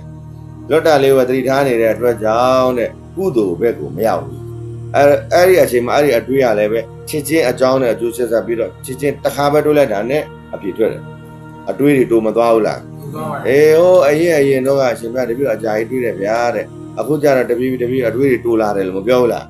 းအဲ့ဒါလိုပဲဟောတော့တောတပန်ဆိုအတွေးနဲ့တိုးလာတယ်တက္ကရာဆိုနဲ့တိုးလာတယ်အနာဂတ်နဲ့တိုး ယဟန္တာဆိုတော့အတတ်နဲ့ဆိုတော့မတွေးပဲနဲ့နေတယ်ဟုတ်ပြီလားဒါပေမဲ့တွေးကြလေးတွေပေါ်လာရင်တော့မတွေးရဘူးလားတွေးတယ်အဲ့ဒီတွေးလေးတွေအပေါ်မှာသူတို့ကตายရတာလည်းမရှိဘူးမตายရတာလည်းမရှိဘူးတွေးတတ်တဲ့သဘောစီတွေးတယ်ဟုတ်တိုင်းမှဆိုတာတွေးတယ်အမှန်မှန်ကို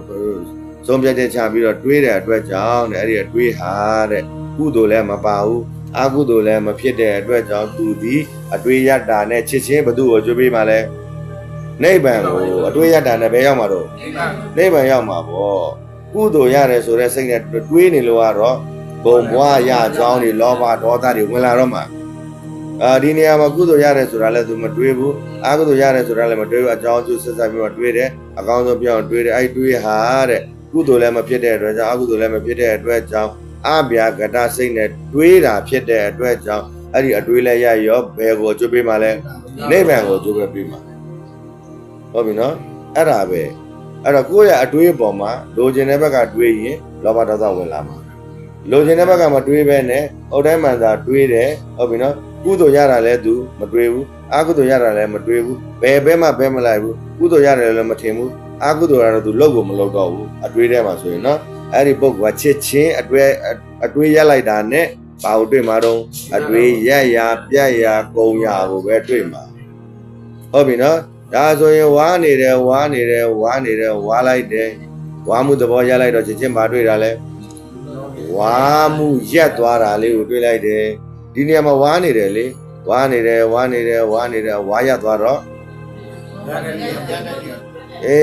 လွတ်သွားတာလေးတွေ့တယ်ဟုတ်ပြီနော်လွတ်သွားတယ်ဝါတာမရှိတော့ဘူးအဲ့ဒီဝါတာမရှိတော့တဲ့နေရာလေးမှာချုပ်နေတယ်ငြိမ့်နေတယ်ပျောက်နေတယ်ကုန်နေတယ်ဆုံးနေတယ်ဝါမှုသဘောပျောက်နေတယ်ဆိုတဲ့နေရာလေးမတွေ့ဘူးလားတွေ့ပါဗျာအဲ့ဒါကြောင့်မို့ကွင်းရကအလုံးလုံးတယ်လို့မပြောဘူးလားသူများတွေကဦးစင်းကိုအပြစ်တင်တာကွင်းရစားတယ်ကွင်းရအထုတ်တင်တာအဘယ်တော့ကွင်းရထုတ်ကြည့်ပါတယ်သူဒီကွင်းရဦးစင်းရဲ့ကျေးဇူးရှင်လို့ပြောတာ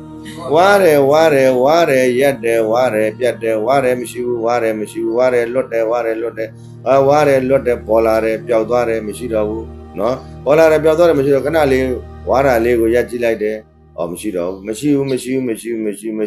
အဲ့ဒါလေးကိုအာယုံပြုမရှိတာလေးကိုအာယုံပြုနေဟောဒီ द्वार 6 ပါးအကုန်လုံးကိုဥပ္ပကပြုလိုက်တဲ့အတွက်ကြောင့်အဲ့ဒီကိုကွက်လက်ကလေးကတပြေးပြေးထင်းရှားပြီးတော့အဲ့ဒါလေးကိုအာယုံပြုပြီးတော့နေလိုက်တဲ့အချိန်မှာတော်တော်လေးနေလို့ရတယ်အဲ့ဒါဖလားသမဘောဝင်စားတာလွယ်လေးပဲဒါကလွတ်တာလေးကိုပဲတော့အာယုံပြုနေလွတ်ရလေးကိုအာယုံပြုနေအဲ့လွတ်ရလေးကိုအာယုံပြုနေတာ द्वार တော့မရှိဘူးလားद्वार တော့ရှိလာပြီးတော့မတိုက်ဘူးလားတိုက်တော့အထဲတော့မဝင်တော့ဘူးလေသူကအတဲမဝင်တော့ကိုယ့်ရဲ့လွတ်ရအောင်ဆိုတော့ကိုအာယုံပြုတ်နေတဲ့လွတ်ရလေးကိုဆိုတော့နောက်80ရှိလားမရှိဘူးလေအဲဒါကိုယ့်ရဲ့လွတ်ရလေးကအာယုံတွေကနေပျောက်မသွားဘူးအောက်ထဲမှာပဲရှိနေတယ်ဟုတ်ပြီနော်မြင်နေတဲ့လွတ်ရလေးကိုပဲဒီကောင်းတော့လာတိုက်နေမှာပဲအတိုက်နေမှာသူ့ဘာဆိုတဖြည်းဖြည်းကိုကလွတ်ရလေးကိုပဲတေချာလေးတိနေတဲ့အချိန်လေးမှာပေါ့နော်ဒါလည်းကိုလောက်တာမဟုတ်သူ့ဘာသူတိနေတာဒါအပြောသဘောနဲ့ဒါပြောနေရတာနော်ဒါသူ့ဘာလေးသူအဲ့ဒါလေးကိုတိနေတယ်ဆိုတဖြည်းဖြည်းဒီနားတွေပါတယ်လည်းမကြားတော့ခန္ဓာကိုယ်လည်းမတင်ရှားတော့ဘာမှမတင်ရှားတော့ပျောက်ပြီးတော့အဲလွတ်ရလေးကိုတိနေတဲ့ဟာလေးကလည်းပဲပျောက်သွားဟုတ်ပြီနော်လွတ်ရလေးလည်းပျောက်သွားတယ်တိစရာလည်းပျောက်တော့အကုန်လုံးပျောက်ဘာမှမကြံတော့ဘူးအဲ့ဒါအဋိဋ္ဌာန်ရတယ်အဋိဋ္ဌာန်မှာသူရောက်တာဟုတ်ပြီအဋိဋ္ဌာန်မှုမရှိဘူးဆိုရင်တော့လွတ်ရလေးကိုတော့တိတယ်နိဗ္ဗာန်လေးချုပ်ငြိမ်းရလေးပေါ့နော်အဲ့ဒါနောက်ပိုင်းကိုကကြုံတွေ့လာမယ်ဆိုရင်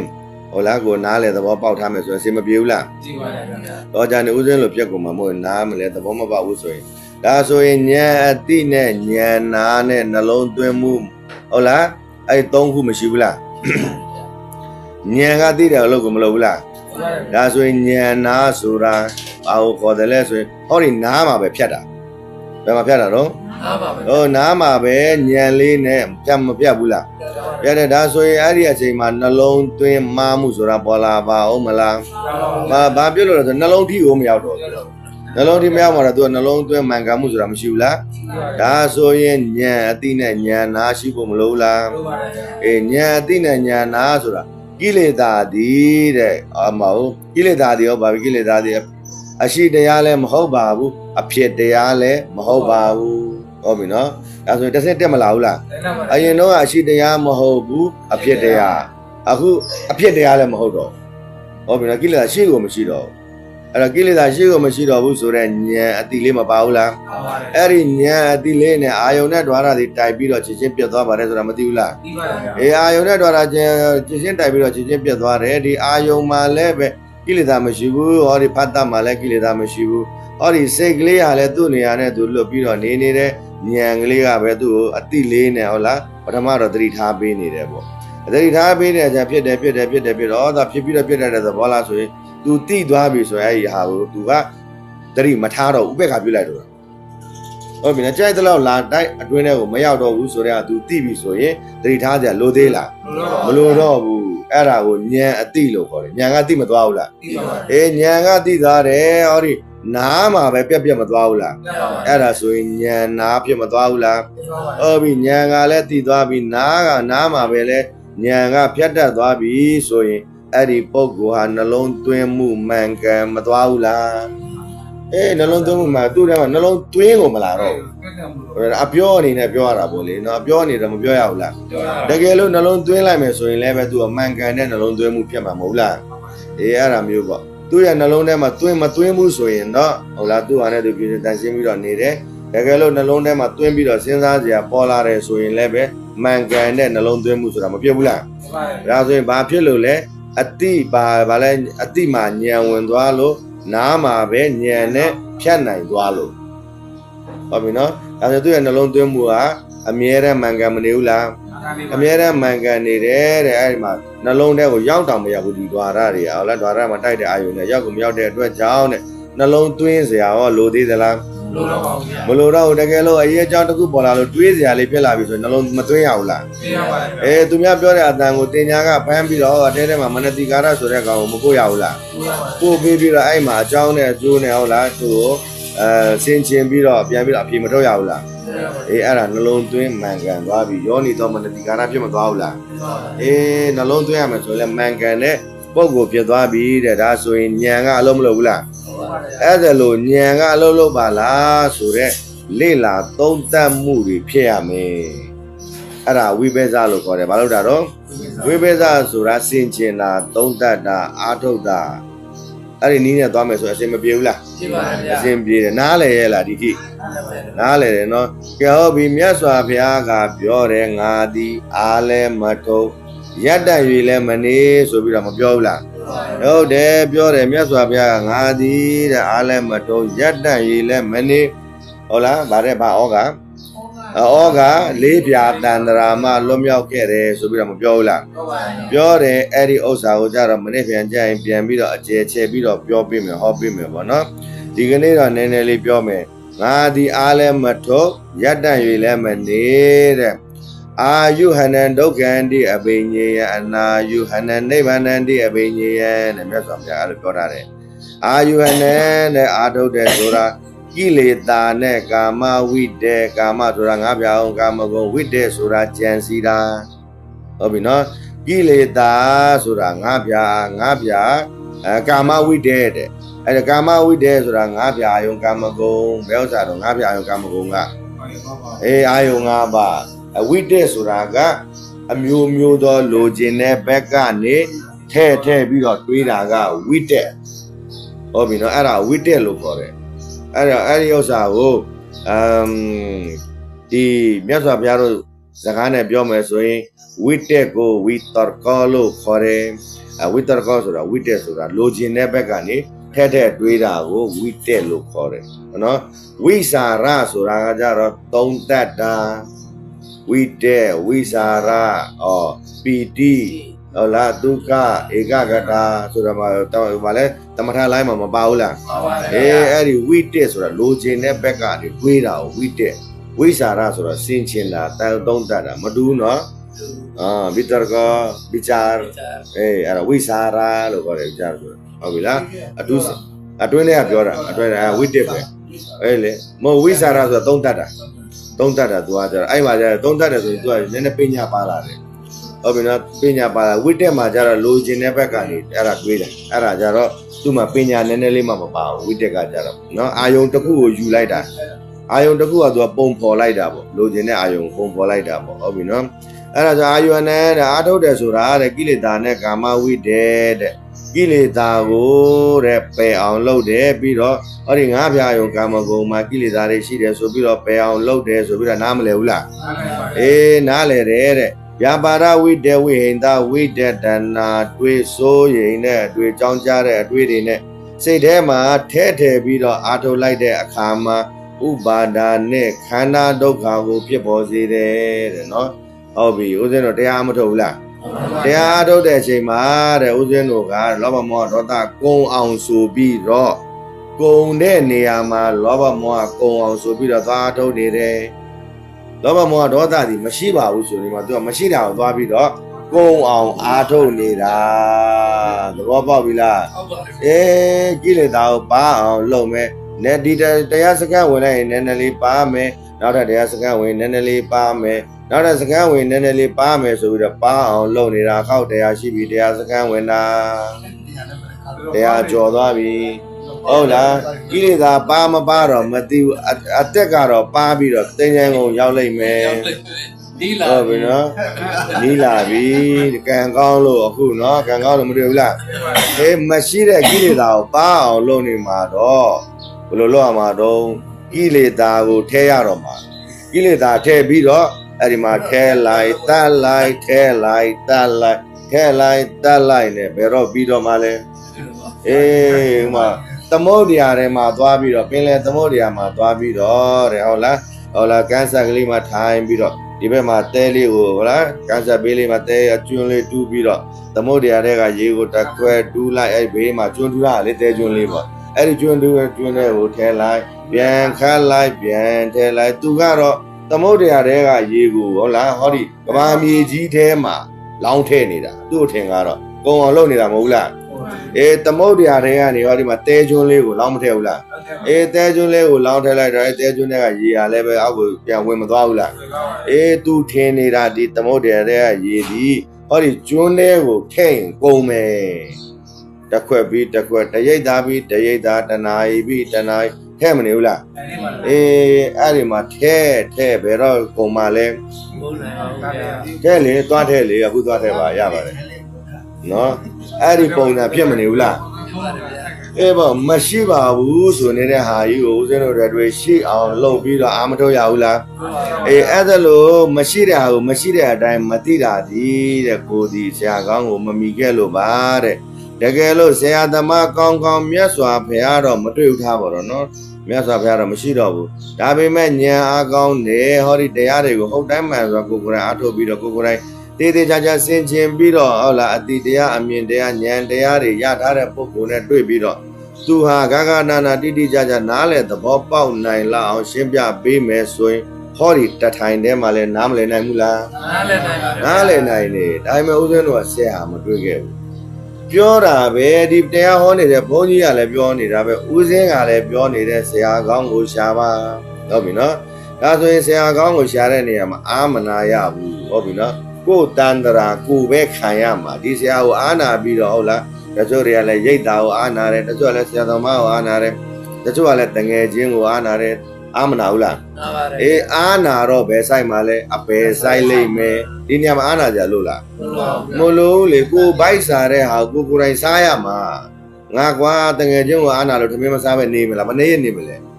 နေလို့ရပါမလားမရဘူးအဲ့ဒါလို့ပဲဒီနေရာမှာလည်းပဲအေးတငယ်ချင်းကွာ तू ကတော့ပြောငါတို့ဆရာတော်ဒီလိုတော်တယ်ဟိုလိုတော်တယ်ဒီလိုပြောမှာပေါ့သွားနားထောင်ကြည့်ဟုတ်ဗျာနားထောင်ကြညံနဲ့စဉ်းစားသုံးပြတ်သုံးတက်အကြောင်းကျိုးတွေဟုတ်လားတိတိကျကျဂဂနနာပြောပြတယ်ဆိုရင်အဲ့ဒါတော့တရားတစ်ပုဒ်နာလိုက်တာနဲ့ငါမှာ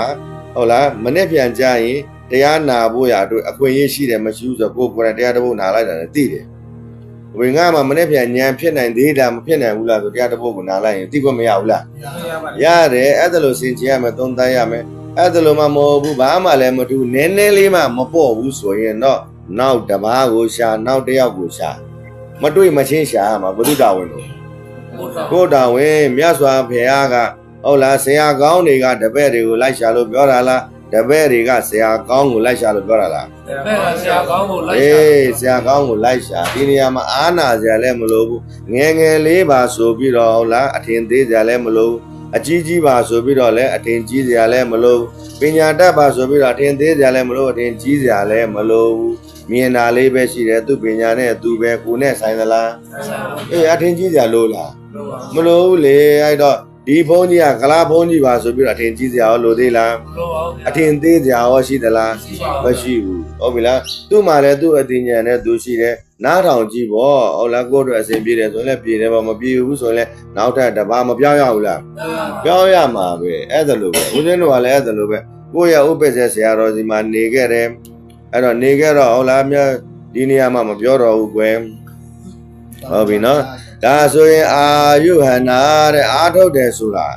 ကိလေသာနဲ့ကာမဝိတ္တဗျာပါဒဝိတ္တဝိဟိန္ဒဝိတ္တတဏှာတွေးစိုးရင်တဲ့အတွေ့ကြောင်းကြတဲ့အတွေ့တွေနဲ့စိတ်ထဲမှာထည့်တယ်ပြီးတော့အာထုတ်လိုက်တဲ့အခါမှာတဲ့ဥပါဒာနဲ့ခန္ဓာကိုပြစ်ပေါ်စေတယ်ဘယ်လိုလုပ်တယ်လဲဆိုငါတော့တရားထူလဲရမယ်မထင်ပါဘူးကွာဒီတစ်ခေါက်တော့ငါစူးစမ်းလိုက်အောင်မယ်တေချာလေးတမာတိပြောင်းဒီတစ်ခေါက်တော့ဒီတဏှာကြီးကတော့လေငါလုံးဝအောင်လာမပြုတ်မပြင်းမဲနဲ့အာယုံဓမ္မစိတ်မသွားသေးပဲတေချာဒီရှာတော့ခိုင်းတဲ့အတိုင်းငါလှုပ်လိုက်မယ်လို့မပြင်းဘူးလားပြင်းပါတယ်ဗျာအေးအဲ့ဒါကိလေသာဖြစ်နေတာ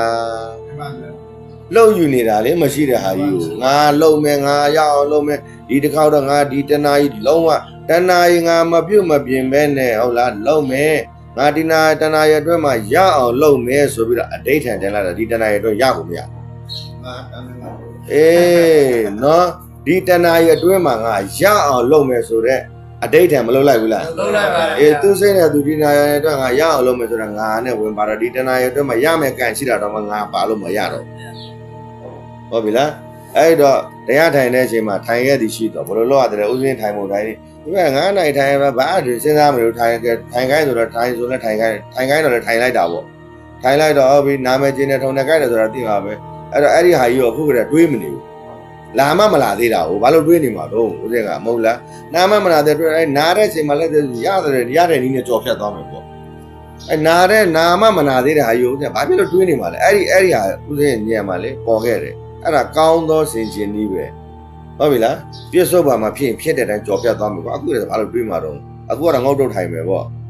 ရအောင်ထိုင်မယ်လည်းမလုပ်ဘူးငေါ့ထိုင်ဆိုထိုင်လိုက်တာပဲဘယ်နေရာသိဆိုလဲသိပေးလိုက်တော့ကြည့်ဆိုလဲကြည့်ပေးလိုက်တော့ငေါ့တုတ်ထိုင်နေတာပဲအော်တဏှာကြီးလောက်နေတော့နာလာတယ်နာတယ်ဆိုလဲနာတယ်မှခိုင်းလဲနာတယ်မှပေးလိုက်တယ်တိခံပြီးတော့မှခိုင်းဆိုတိခံပေးလိုက်တယ်ဒါပေမဲ့ဥစဉ်ကလည်းဘာလုပ်တယ်လဲဆိုအဲကမ္မထာထုတ်တဲ့ချိန်မှာပေါ့နော်ဒါကတော့ကမ္မထာနီးသမားတွေအတွက်ပေါ့ဘာဖြစ်လို့ဒါကိုတိခိုင်းတာလဲဥစဉ်ကအဲ့ဒါကိုအဓိကထားတော့ဟုတ်ပြီတော့ဝင်လေထွက်လေမှကြတော့ဘာဖြစ်လို့ဝင်လေထွက်လေမှခိုင်းတာဒီဝင်လေထွက်လေမှဘာကိုတိစေချင်တာလဲပေါ့ဥစဉ်ကအဲ့ဒါကိုရှာအပေါင်းနဲ့ပိန်နဲ့ပေါင်းနဲ့ပိန်နဲ့လူတိုင်းပေါင်းတယ်ပဲနှစ်ခါသုံးခါဆိုတော်ပြီလေပေါင်းတယ်ပိန်တယ်ရပြီပေါ့သိပြီလေအဲ့မဲ့ဆိုဘာကိုသိစေချင်တာလဲ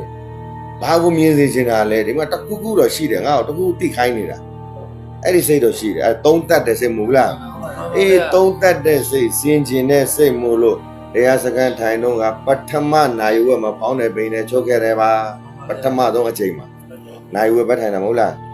အေးအဲ့ဒီအချိန်မှာပေါင်းတယ်ပိန်တယ်ဆိုပြီးတော့ချုပ်သွားလို့15မိနစ်တောင်မကြာသေးဘူးပျောက်သွားတော့ဦးစင်းမှာဖောင်းတာလည်းမရှိတော့ပိန်တာလည်းမရှိတော့ဖောင်းတယ်ပိန်တယ်ဖောင်းတယ်ပိန်တယ်ဖောင်းတယ်ပိန်တယ်မလုပ်ရဘူးလားလွယ်ရပါဘူးဗျာအေးလေသင်္ခါရကမြဲတာလားမမြဲတာလားမြဲတာပါမြဲမရှိဘူးသင်္ခါရကမြဲတာလားမမြဲတာလားမမြဲပါဘူးဗျာသင်္ခါရကမြဲတာလားမမြဲတာလားဘုရားပြောမရှိတော့မရှိပါဘူးဗျာသင်္ခါရအမြဲမရှိတာပါဘုရားလို့ပြောလေအေးဘောတပိသင်္ခါရအိဋ္ဌာလို့ပြောထားပြီးပြီလေသင်္ခါရကမြဲတာလားမမြဲတာလားမြဲမရှိတာပါဗျာမြဲတာလားမမြဲတာလားသင်္ခါရမမြဲတာပါဗျာအေးမမြဲရင်သွားအထုံးအဲ့ဒါမှသိမှာပေါ့ဟုတ်လားအမြဲမရှိတာသင်္ခါရဆိုတာအမြဲမရှိပါဘူးတစ်ခါပေါ်တတ်တယ်နော်ပေါ်ပြီးတော့ပြောက်တယ်အစကလည်း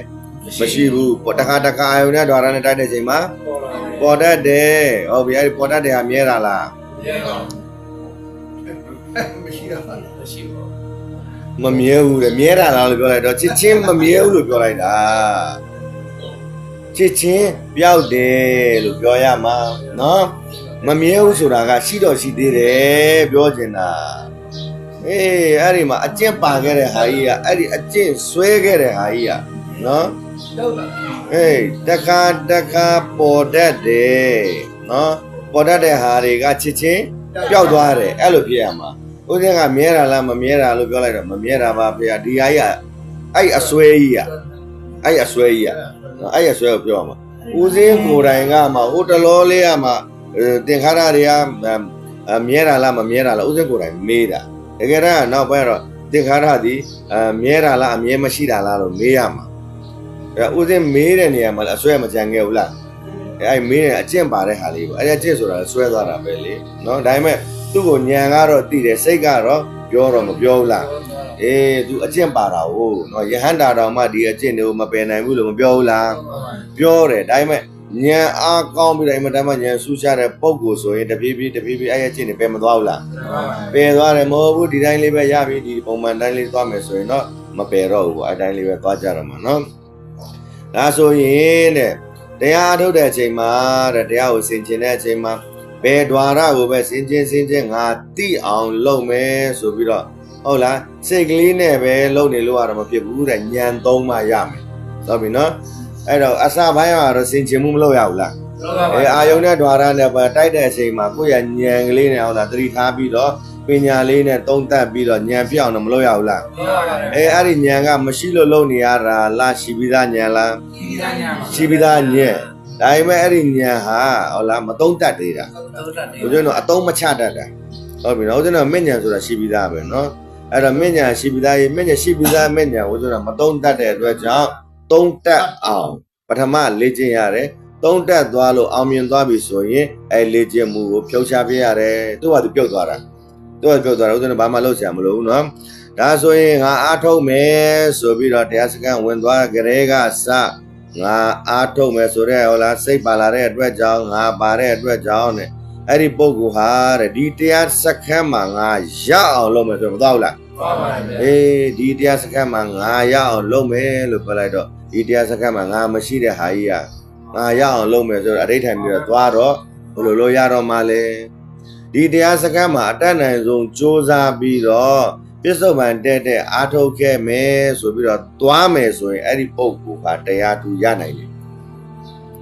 မဟုတ်ဘူးငါသွားမယ်ဒီတစ်ခေါက်တော့ငါပြီးခဲ့တာတော့ပြီးသွားပြီဘောလေငါဒီတစ်ခေါက်တော့ငါတေချာလေးလုံးမရတော့မှအသက်ကလည်းကြီးပြီးဟောလာလုံးမဖြစ်တော့မှငါကလေဒီတရားစခန်းမှာတော့ငါတေချာလုံးမတရားလဲတေချာပဲမှဂီမဆိုင်မတရားပေါ်မှာပဲအာယုစုဆိုတော့ငါလုံးမဒီတစ်ခေါက်တော့ငါမပြောဘူးလားပြောချင်ပြောမှာဘောလေဦးဇင်းရှောက်ကြံပန်ပြီးတော့ပြောတာပေါ့နော်အဲ့တော့ပြောရင်အဲ့ဒီငါလုံးမယ်ဆိုတဲ့ဟာကြီးပါမသွားဘူးလားအဲ့ငါလုံးမယ်ဆိုအဋိဌာန်ကြီးမထားဘူးလားအဲ့ဒီအဋိဌာန်ငါကြီးကလေသူ့ကိုနိဗ္ဗာန်ရောက်အောင်မဟုတ်ဘဲနဲ့အပယ်ရောက်အောင်ပဲသူကမလုပ်ဘူးလားအဲ့ဒီအတွေးတွေဟာတဲ့အတိညာမပါတဲ့ဟုတ်လားဗျာပါဒအတွေးတွေဝိဟိန္ဒဝိတက်ဆိုတဲ့အတွေးတွေတဏှာအတွေးတွေစိုးရိမ်တဲ့အတွေးတွေငါမရဘူးငါဒီတိုင်းနေလို့မရငါလုံးမရမယ်ဆိုမစိုးရိမ်ဘူးလားစိုးရိမ်တဲ့အတွေးတွေကြောင်းကြတယ်ဒီပုံစံတော့ငါပဲကြားလိုက်မယ်မကြောင်းကြဘူးလားကြောင်းကြတဲ့အတွေးတွေနဲ့စိတ်ထဲမှာအဲ့ဓာတွေထည့်ပြီးတော့သွားပြီးတော့ဟုတ်လားတရားစကားအားထုတ်လိုက်တဲ့အတွက်ကြောင့်အစွဲတွေပါမသွားဘူးလားအစွဲမရှိပါဘူးဆိုနေမှာအစွဲတွေနဲ့ယူသွားတဲ့အတွက်ကြောင့်ဥပါဒာနဲ့ခန္ဓာဒုက္ခကိုတဲ့ဟောဒီတရားစကားမှာသွားပြီးတော့ပေါ်စေတယ်ခံယူချက်ကိုဟိုမှာအမားနဲ့သွားနေတယ်သွားကြတဲ့စားဟုတ်လားမရှိတဲ့ကိလေသာကြီးကိုအိတ်ထဲထည့်ပိုးပြီးတော့အဲ့ရလိတ်ကိုယူသွားတာဟိုမှာသွားပြီးတော့ဖြန့်ပြီးတော့ကိလေသာတွေကိုတတ်နေတယ်ပွားထုတ်နေတာမရှိတာရုပ်ထမ်းမသွားဘူးလားအဲ့နဲ့ထမ်းသွားပြီးတော့ဟိုမှာငေါ့တုတ်ထိုင်ပြီးတော့အဲ့ဒီမှာလုံနေအဲ့တော့ဦးဇင်းတို့တွေကံမကောင်းဘူးလားကံကောင်းတယ်နော်အရန်ကိုကံကောင်းတဲ့ပုံကိုယ်တွေနော်ဒါဆိုရင်ဦးဇင်းတို့ပြစ္ဆုတ်ပန်တဲ့နေတက်အောင်မကျင့်ရမှာလားကျင့်ရမှာလားကျင့်ရပါပါကျင့်တယ်ဆိုတာကဉာဏ်သုံးရမှာဟုတ်ပြီနော်ဟိုမှာကမ္မထမ်းမှာလည်းဉာဏ်သုံးတာပဲသတိပဋ္ဌာန်မှာလည်းဉာဏ်သုံးတာပဲအခုဉာဏ်စခန်းမှာလည်းဉာဏ်ပဲသုံးတာပဲဟုတ်ပြီနော်ဉာဏ်စခန်းမှာဉာဏ်ကိုရှေ့မှာထားပြီးတော့သတိနဲ့တွဲပြီးတော့သွားတာကျင့်တဲ့အချိန်မှာစင်ချင်တဲ့အချိန်မှာစင်ချင်တာကျင့်တာပဲဉာဏ်ကိုရှေ့မှာထားတယ်ဉာဏ်ကိုရှေ့မှာထားတယ်သတိကိုနောက်မှာထားပြီးတော့စင်ချင်တယ်ဟုတ်ပြီနော်ကဲဟုတ်ပြီသတိပဋ္ဌာန်နေရာမှာကြတော့သတိကိုရှေ့မှာထားတယ်ဉာဏ်ကိုနောက်မှာထားတယ်ဟုတ်ပြီနော်ဟိုကကမ္မထမ်းမှာကြတော့ကံကိုရှေ့မှာထားတယ်ဟုတ်လားပြီးတော့သတိကိုထားတယ်ပြီးမှဉာဏ်ကိုထားတယ်အဲ့မှာသတိတွေဝရိယတွေအဲ့မှာအများကြီးခံရကြတယ်မှာဉာဏ်ကတော့နောက်ဆုံးမှနေတယ်နောက်ဆုံးမှနေတယ်နော် အဲ့ဒီတော့ကြောင့်ဝေးမသွားဘူးလား ဝေးသွားပါ ဝေးသွားတာနော်ဒါဆိုဦးဇင်းတို့ဟောဒီမှာတခါတည်းညံကိုသုံးတယ်နောက်ကနေသတိထားပြီးတော့ဟုတ်လားဦးဇင်းတို့ညံနဲ့ဆင်ခြင်ကြည့်လိုက်တဲ့ချိန်မှာအပြင်းမှန်မတွေ့ဘူးလား တွေ့ပါ အေးအပြင်းမှန်တွေ့ပြီးတော့အပြင်းမှန်ကိုရသွားပြီဆိုရင်သတိထားကြလို့သေးလား လို့လို့ မလို့တော့ဘူးအဲ့ဒီသတိထားကြမလို့တဲ့အစစ်ကိုကိုတည်သွားပြီဆိုရင်ပြုတ်ပွဲကိစ္စမရှိတော့ပါသတိလည်းထားကြမလို့တော့မြင်းနဲ့ဝယ်မပါတော့ဘူးကျင်တာလေးပဲရှိတာသူတို့ကသူဘာပဲလုပ်လို့ကိုယ်နဲ့မဆိုင်ဘူးပြောတယ်ပြောသူကသူပြောနေတာငါနဲ့မဆိုင်ဘူးပြောနေရင်ဒီမှာရှုပ်တယ်အဲသူတို့မှသွားပြီးတော့ဘာလို့လဲကြည့်နေဒီမှာရှုပ်တယ်ဒီမှာလေးလာတယ်ဟုတ်ပြီနော်မြင်းနဲ့ဘာပဲလုပ်လို့ငါနဲ့မဆိုင်မြင်းနဲ့မေးရင်ပြောလိုက်မှာမမေးပြီးပြီလေဝင်ရှာကြလို့သေးလားမလို့တော့ဘူးနော်အဲ့ဒါကိုပြဿနာတက်တဲ့နေရဒါဆိုဒီအချိန်မှာကိုဒီအတွေးရမနေဘူးလားအတွေးရနေအတွေးရှိခဲ့သည်ရှိတော့တဲ့နော်ကုသိုလ်အတွေးလည်းမဟုတ်တော့ဘူးအကုသိုလ်အတွေးလည်းမဟုတ်တော့ဘူးအကြောင်းအကျိုးနဲ့ဆက်ဆက်ပြီးတော့ညံပါတဲ့အတွေးဖြစ်တဲ့အတွက်ကြောင့်လောဘမောဟဒေါသလည်းမဖြစ်တဲ့အတွက်ကြောင့်အဲ့ဒီဟုတ်လားအဲ့ဒီအတွေးလေးတွေးလိုက်ပြီးတော့ရက်သွားတာနဲ့ချက်ချင်းအတွေးရက်တဲ့ခွက်လက်ကလေးကိုမတွေ့ဘူးလားအဲ့ဒီခွက်လက်ကလေးတွေ့ပြီးတော့ခွက်လက်ကလေးနဲ့ပဲနေမသွားဘူးလား